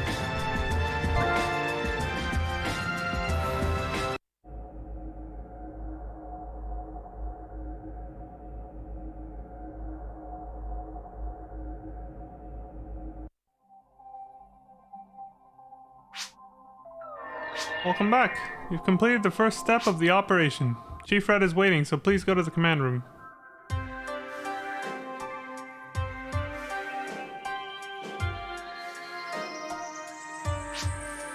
Red says, good work, LPA. That should have reduced the Great Shadow's power a little bit. Now, attack the rectification station in Malay Venti. Destroy the windmills that supply the station with its power. If you succeed, then the path to the Great Shadow should open. We're counting on you. Roger that. The quest Toward Truth 2 has been added.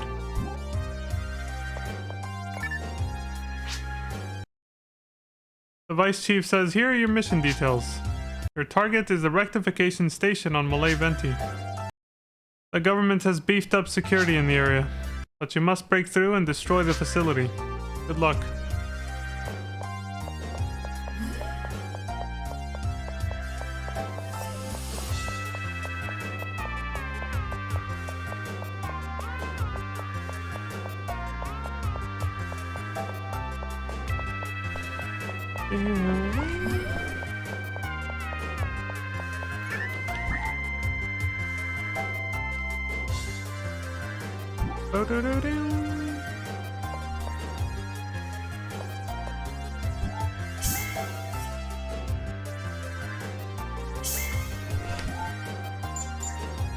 Wait, what did it say? For Truth 2, I want you to go and destroy the rectification station in Malay Venti. Alright. Just to recap. We're going up against Crayons and Silver. There will be no android casualties today. Last attack and last deck. This is like, what, their last stand, basically? Also, we get no partner. It's gonna be a 1v2. I thought this happened more often, but I guess it's just once where you get a 1v2. And yeah, this is their last stand. Once you defeat them here, the next fight is the final boss fight, which isn't against the hunters. It's, you know, the germ itself. Should probably gonna end up being the same exact last boss as last time.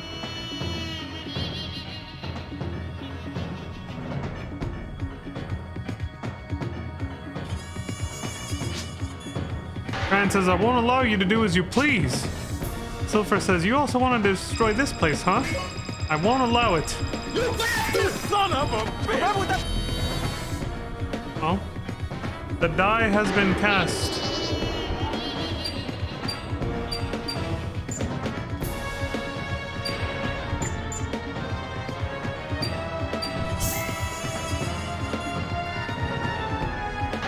Start dice. Set. Move.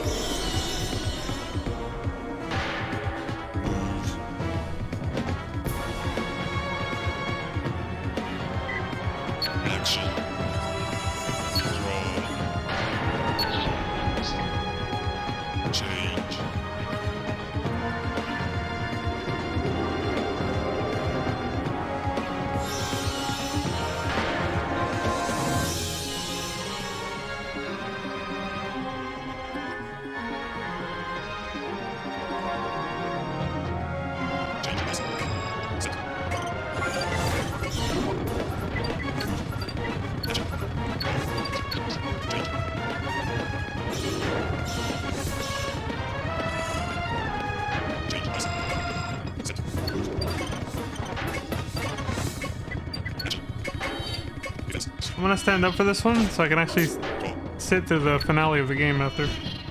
Change.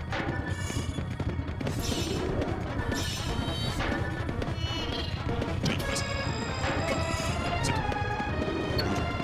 Sit. Yes.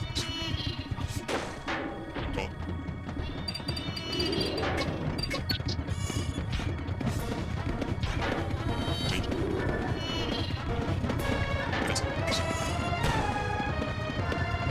Yes.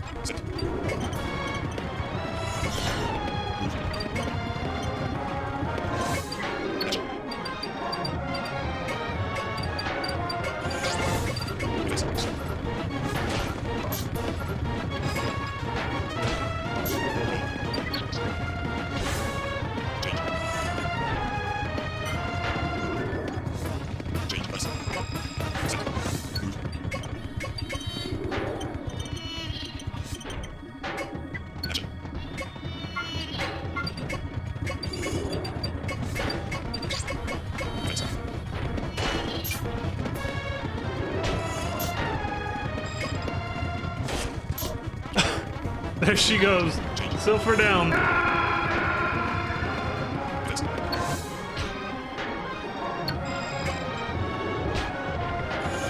Change press. Sit. Action. Yes. Go. Change. Yes. Change press.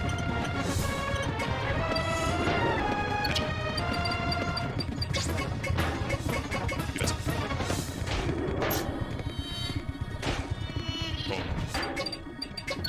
Change.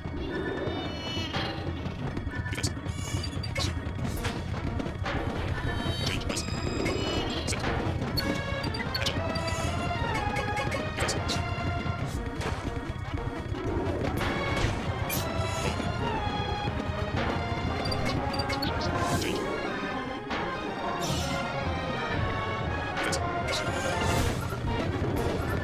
Change press. Sit. Action. Yes. Go. Change. Change press. Sit. Action. Yes. Go. Change. Yes. Change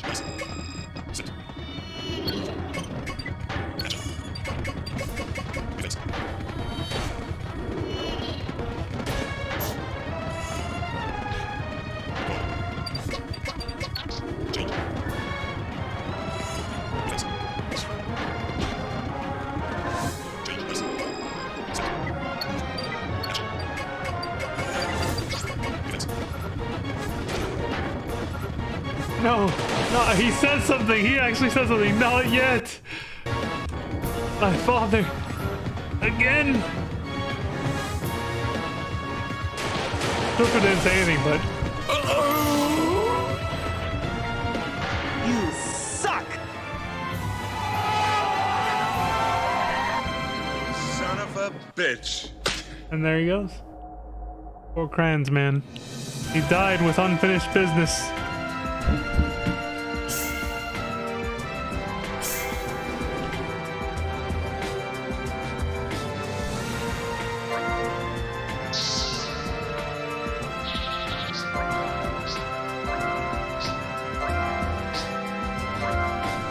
He was like, not yet! And he was gone just like that. With the damage to the Tower of Kalem last time and the destruction of Malay Venti this time, the photon flow to the Great Shadow has been stopped. We'll proceed directly to launching our attack. Return to base as quickly as possible. Victory is at hand. Be Fred.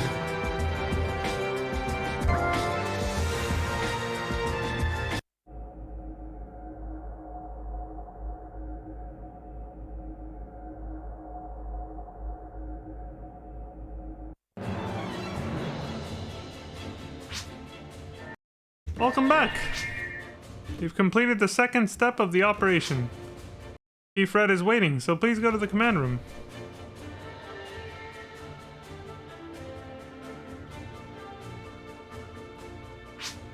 Red says, good work, LPA. The time to face our most hated enemy has finally come. The Great Shadow. He pauses. If only the germ didn't exist, then we could have stopped the tyranny of the government. We could have relieved the souls of their experiments. What the hell's he talking about? This is the final battle. Please.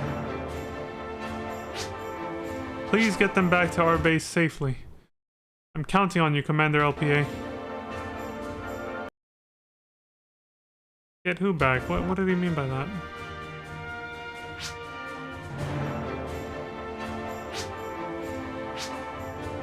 Yeah, that's what he said. I didn't misread it. What's up with that?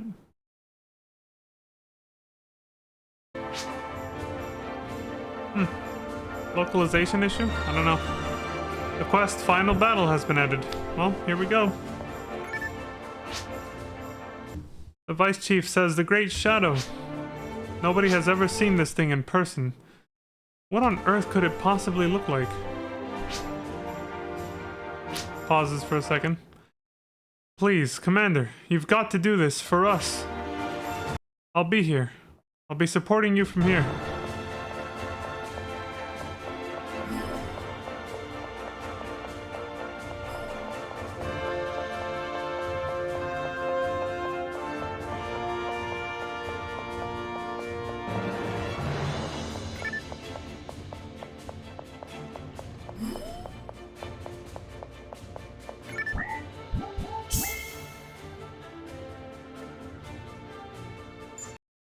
Final battle, unknown location. Dispatch from Red. We finally located the Great Shadow. Now if we can successfully take this thing called the Germ, we'll surely be able to, well, who knows. You're off to bed? Alright, have a good night, Lantis. Thanks for coming by and saying hi, and you and Pizza Mate together. Thank you both for coming by. Hope you have a great night and sleep well. Take care of yourself, Lantis. Nini.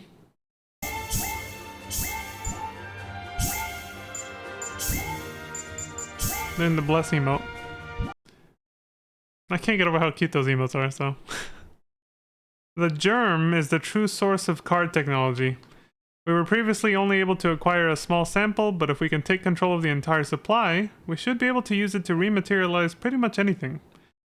Furthermore, the materialization will last a lot longer. Finally, my daughter will...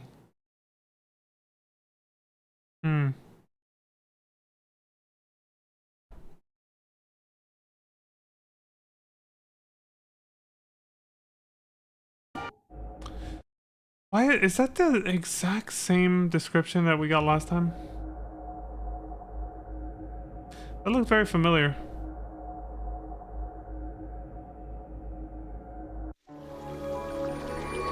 That note seemed like the one you hear when you know. Oh, there's no cutscene this time. There was a cutscene for Crayons when we came to do this. I guess whatever character we picked for this time. Oh. So the final boss is different. It's Samus Aran from Metroid. Zero mission. He's got a Zero mission suit on. Surprise, motherfucker. That ass though. Also, what the fuck? Let me see that again? This thing just created a rocket launcher of some kind?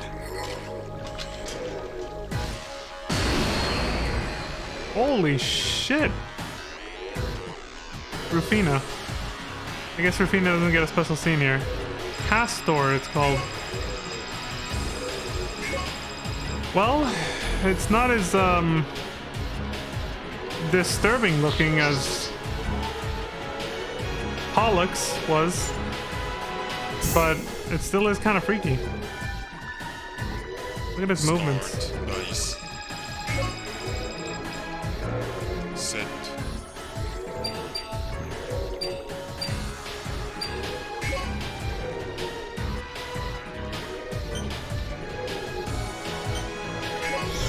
You got a shot clock. This is a short battle too.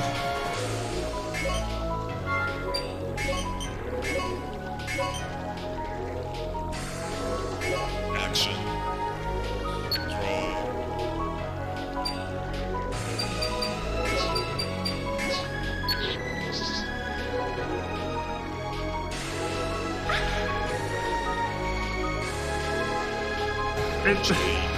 It looks like Samus fused with Mega Man basically, and is holding a giant fucking sniper rifle cannon thing. Defense.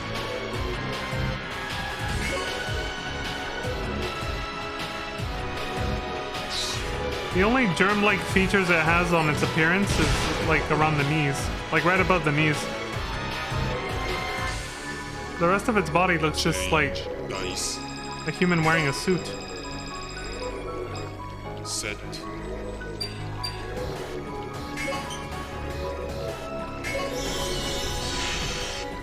I'm glad they gave him a unique boss fight, and it's not just Pollux again or something. Action.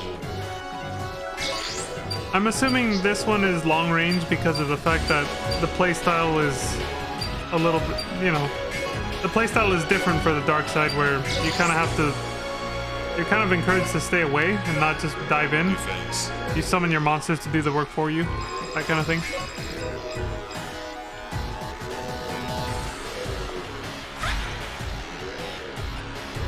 Oh, never mind. The other side of her back. Yeah. You can see some germ features there too. Not around the ass though. Those cheeks don't lie right there.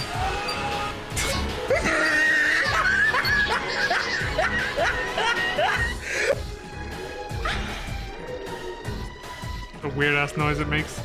Change. Alright.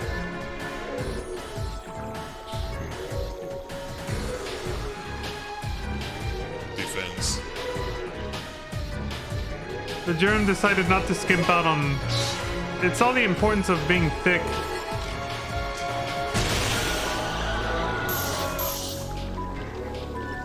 Okay. Change. Destroyed Dice. everything. Set. Thick with two C's, right?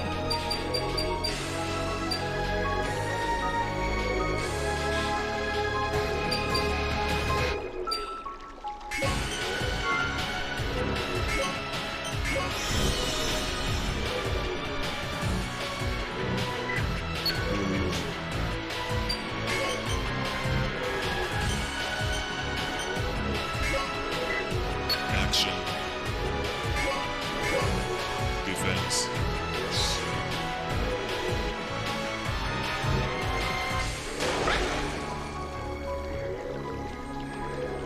Draw.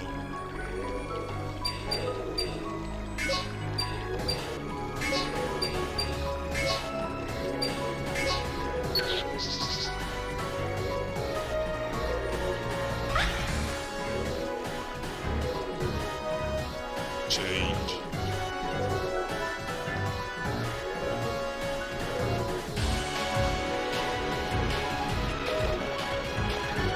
Defense.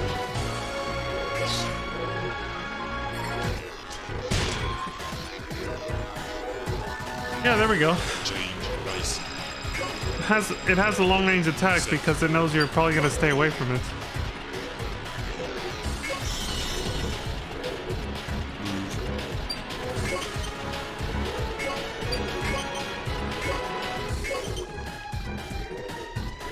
Action.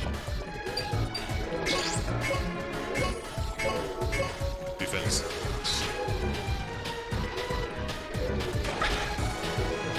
I also like how it materialized into existence. You know, because that's what the C.A.R.D technology is based off, so it did the same exact thing.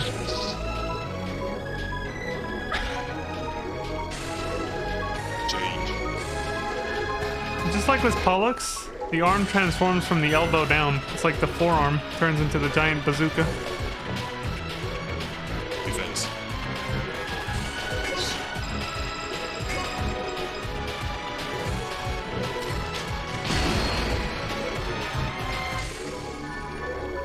Change. Nice. Set. Move.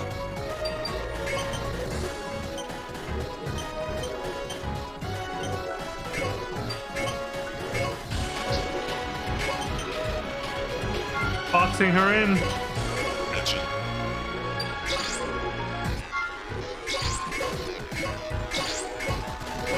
Defense.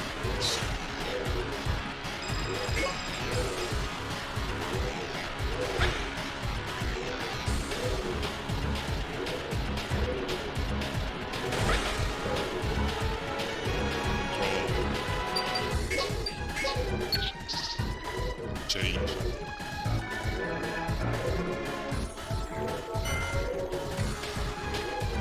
Dice fever. Defense.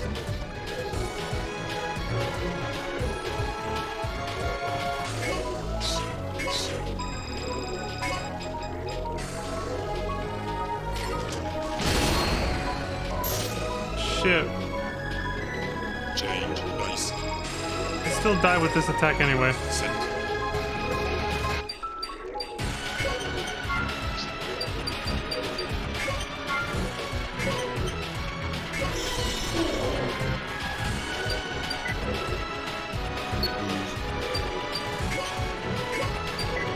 Action.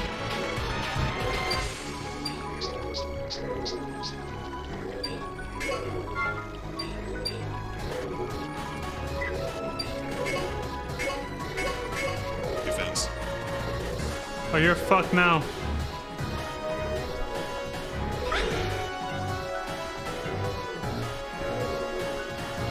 So the police line gets the kill.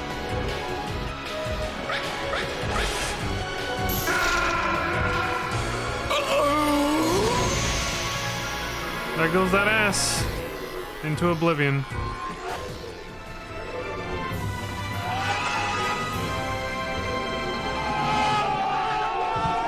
Son of a bitch. And it's over.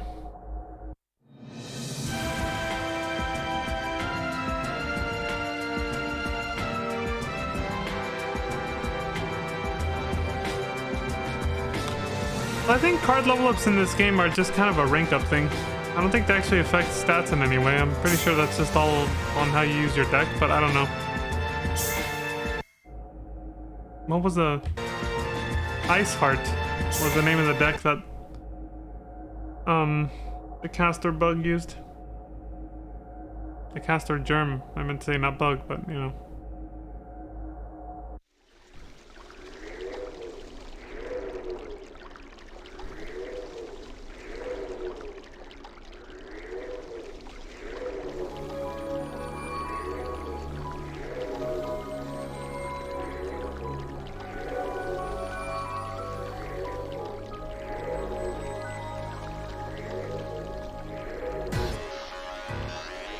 Rufina versus what?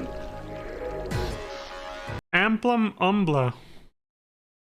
You guys remember the look at the image here. You guys remember that cliffhanger from the hero side story?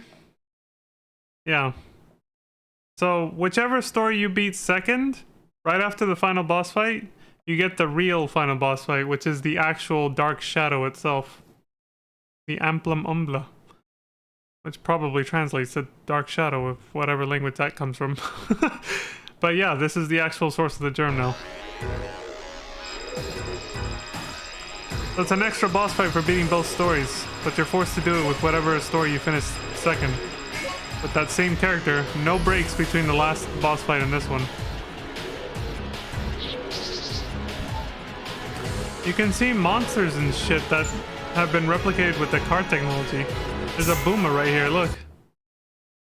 Kinda nasty. There's a Pofoli slime. You can see all the monsters that this thing has like copied DNA from or whatever, so it can replicate them. They're all like mushed together in one giant flesh tower. Nice. Set. I'm not sure what's over there, but it's casting a light out. Do you guys see that? Like a flashlight. Right there.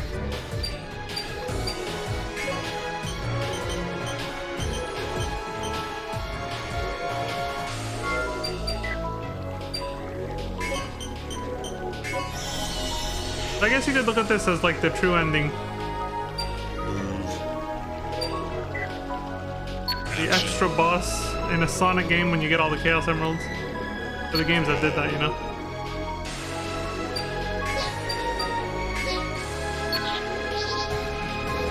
Change.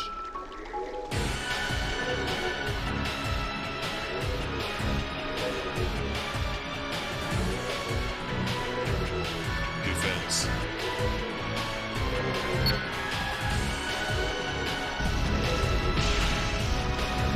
I see De Relay down there. Near the bottom. The giant skull Nice. for De Relay's mask, you know? Set. The dragon's right next to it, I just saw it right there. I'm trying to pick things up from this thing. Right there, there's the dragon's face. And De Relay's right under it.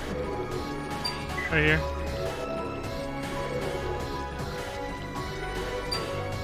Also the... Too bad Lantis already left. The boomer right there is doing this.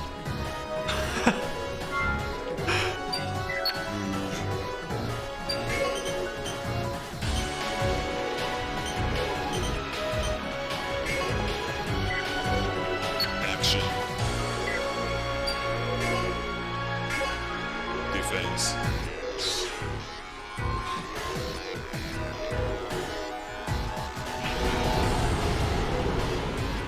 Thing has over 60 HP.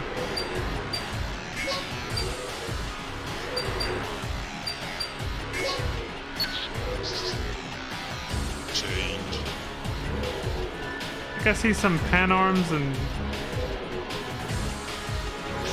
some of the Dominion stuff from like the ruins. Epsilon from the Seed of the Heart quest in episode 2. Change. Dice. Set. We never saw this enemy, and I mentioned this before, we never saw this enemy in my run of that because of the fact that I did the puzzle at the end on inside the tower. I turned off all the correct computers every time. Action. If you don't mess up that part, you never see this enemy, so.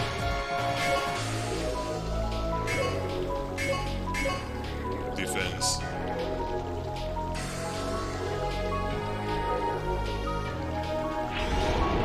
Take a better look at this. There's a dragon, De Relay, Booma, hopefully slime. This is like a bunch of monsters all smushed and merged together, fused together in a disturbing way. The pan arms. What's this? I think this is a Chaos Bringer. Yeah, right here. This I'm not really sure. That's a Del Saber. Trying to make out everything that's in there. I really want to know what's over there casting that light out. I assume it has, you know, it's copied the data from weapons that the hunters use, so probably also that. Oh, speaking of Chaos Bringers. Oh, and there's a chance to see it. Shit, the black and white. Gave itself dice +1. Means business. I'm not sure what the hell that is. It's like a tube shooting out a light over here. See right there. Alright, I'm gonna speed it up. This is a long battle. I just wanted to get a better look at it before doing that.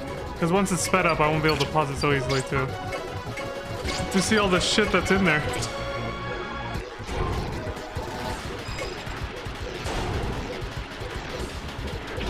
All these monsters melted together.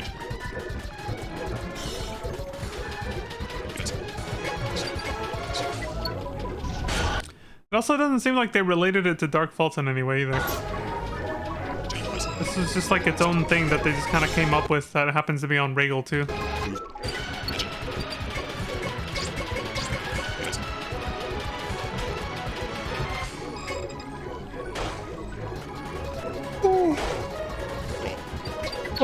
The germ, I mean.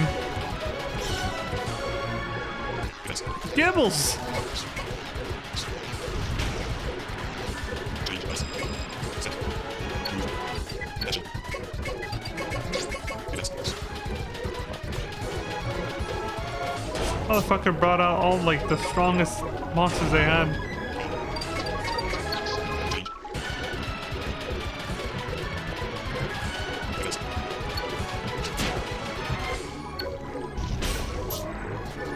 Change dice. Set. Move.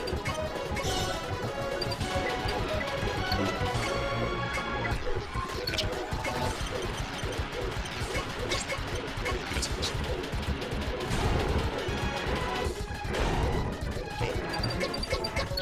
Change. Defense.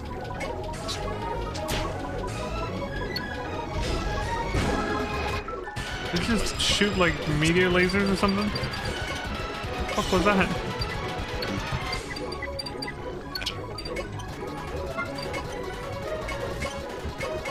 Defense. I do like how they throw in this extra boss fight at the very end like that, though. They're just like, Surprise, motherfucker. instead of the credits rolling when you would expect it, you know? It's like, oh shit, another boss fight. Set.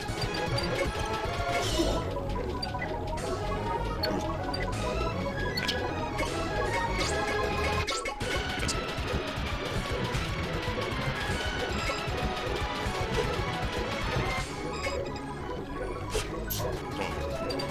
The barons got destroyed. Defense. Change dice. Set.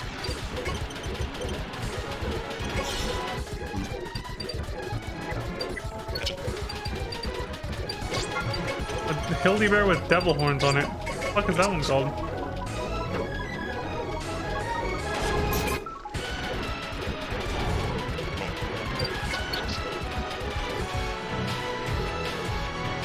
Change. I'm trying to see if I can catch this name, but no. Either way, this is almost over. Defense.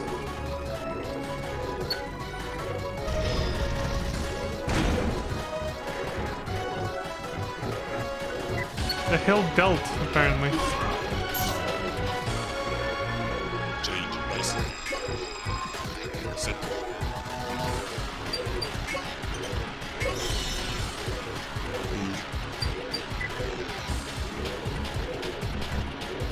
Action.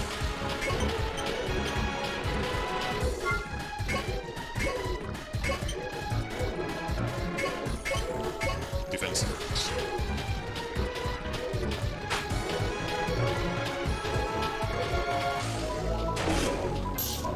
Oh, Draw. Change.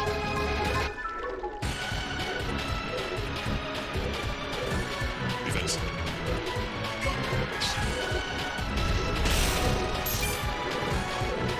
shit! Change dice. Set. Move.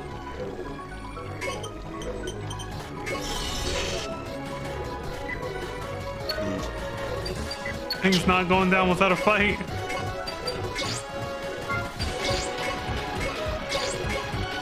Defense.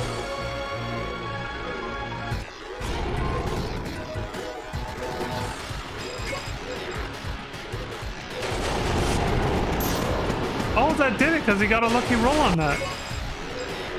Yeah, it says right there. Yeah, attack power is judged by an 8 number rolled. Get destroyed.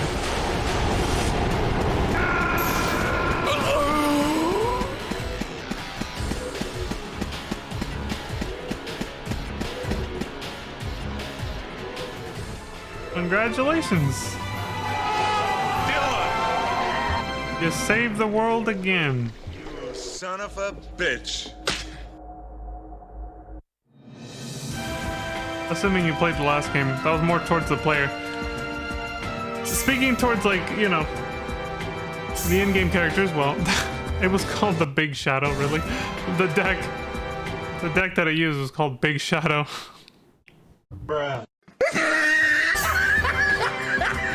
Very, well, straight to the point, I guess. Rufina saved the world in the only battle we saw her in on this playthrough.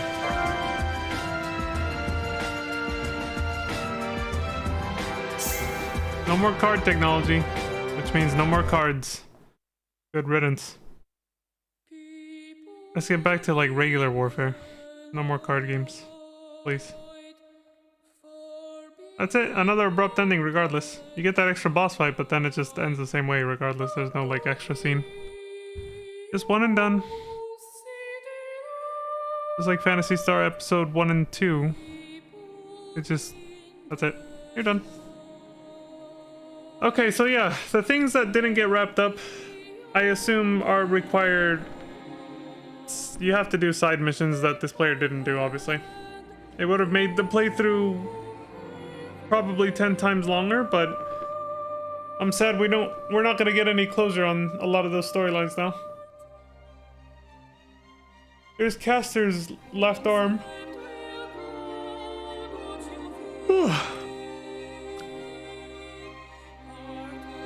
It's rotting away.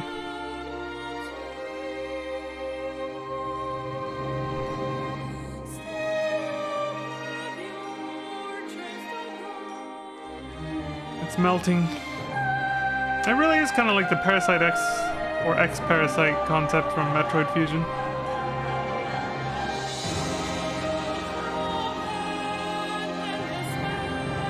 The fact that it can replicate organic material as much as mechanical things like that.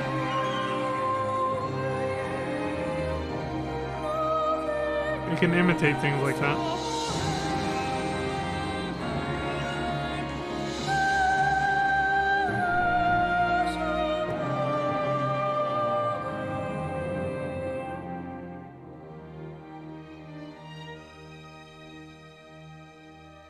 I wonder why they show this here.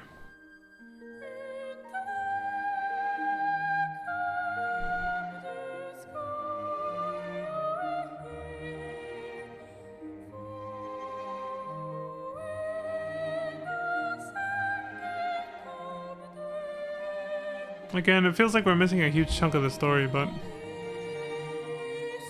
it is what it is, I guess.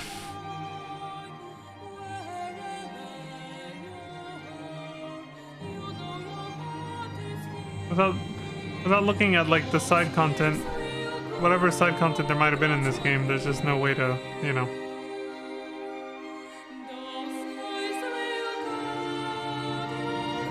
There's no way to get all the details.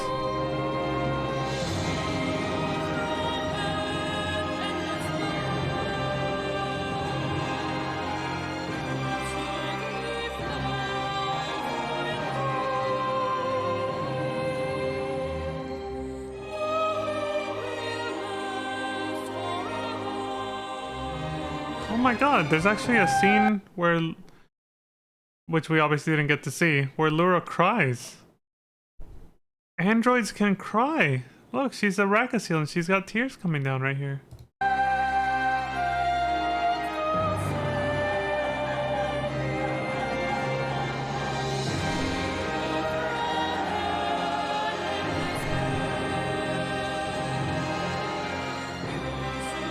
The germ is dying.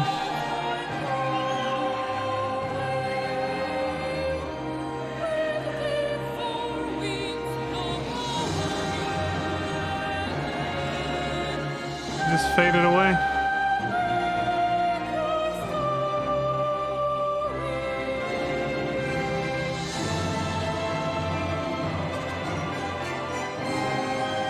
Oh, Pioneer 2 is finally landing.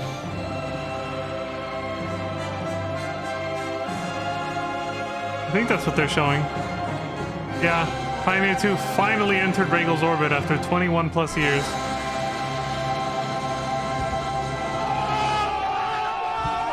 Son of a bitch. Finally. Finally, they're gonna settle the planet. Enough with the internal squabbling and having to kill off fucking ancient gods of destruction and world-ending viruses that could turn into pandemics, but also can replicate people, monsters, and objects, so be used by the military to create weapons, and yeah. Anyway. Well, that was it, I guess. That was Phantasy Star Online Episode 3 Card Revolution. Again, we're missing a huge chunk of story for that is obviously in the side content that was not covered here. So that's kind of sad, because we have a lot of loose ends now. We're never going to get tied up thanks to that. But we got the main gist of the story, at least. Which is what I just summarized right now. So we finally got the closure of seeing Pioneer 2 finally land on Regal and decide to start settling it after 21 plus years since they arrived. So yeah. Happy closure on that front anyway. And so I already said this plenty of times, but the plan from here on out, or the, you know, for the next stream, the next video, is we're gonna start a watch through of Phantasy Star Universe. Because the story, the online and offline story segments that for the entirety of Phantasy Star Universe are not available on the Clementine private server. So it's pretty much just gonna be another watch through like this, except it is now a PlayStation 2 game with higher production values, bigger budget, higher quality in general, and is not fully voice acted, but has a lot of voice acting in it compared to these games that had none. So I'm gonna be able to take a break from narrating. Should be a lot more chill to sit back and watch. And the gameplay is like, well, an improved version of Phantasy Star Online's. For me anyway, I feel like it's an improvement for sure. I think they did add a couple extra like convoluted things to it that weren't necessary. That might be what might have irked some people. But not for the, I'm talking about the overall gameplay when I say that. When it comes to the combat, I think it's just a complete upgrade. The things they added to the actual combat when you're actually fighting, I don't see any downside of it. And I've rewatched footage of Phantasy Star Universe recently too, so yeah, it looks cool to me. It definitely looks a little bit more fun to play than you know, Phantasy Star Online.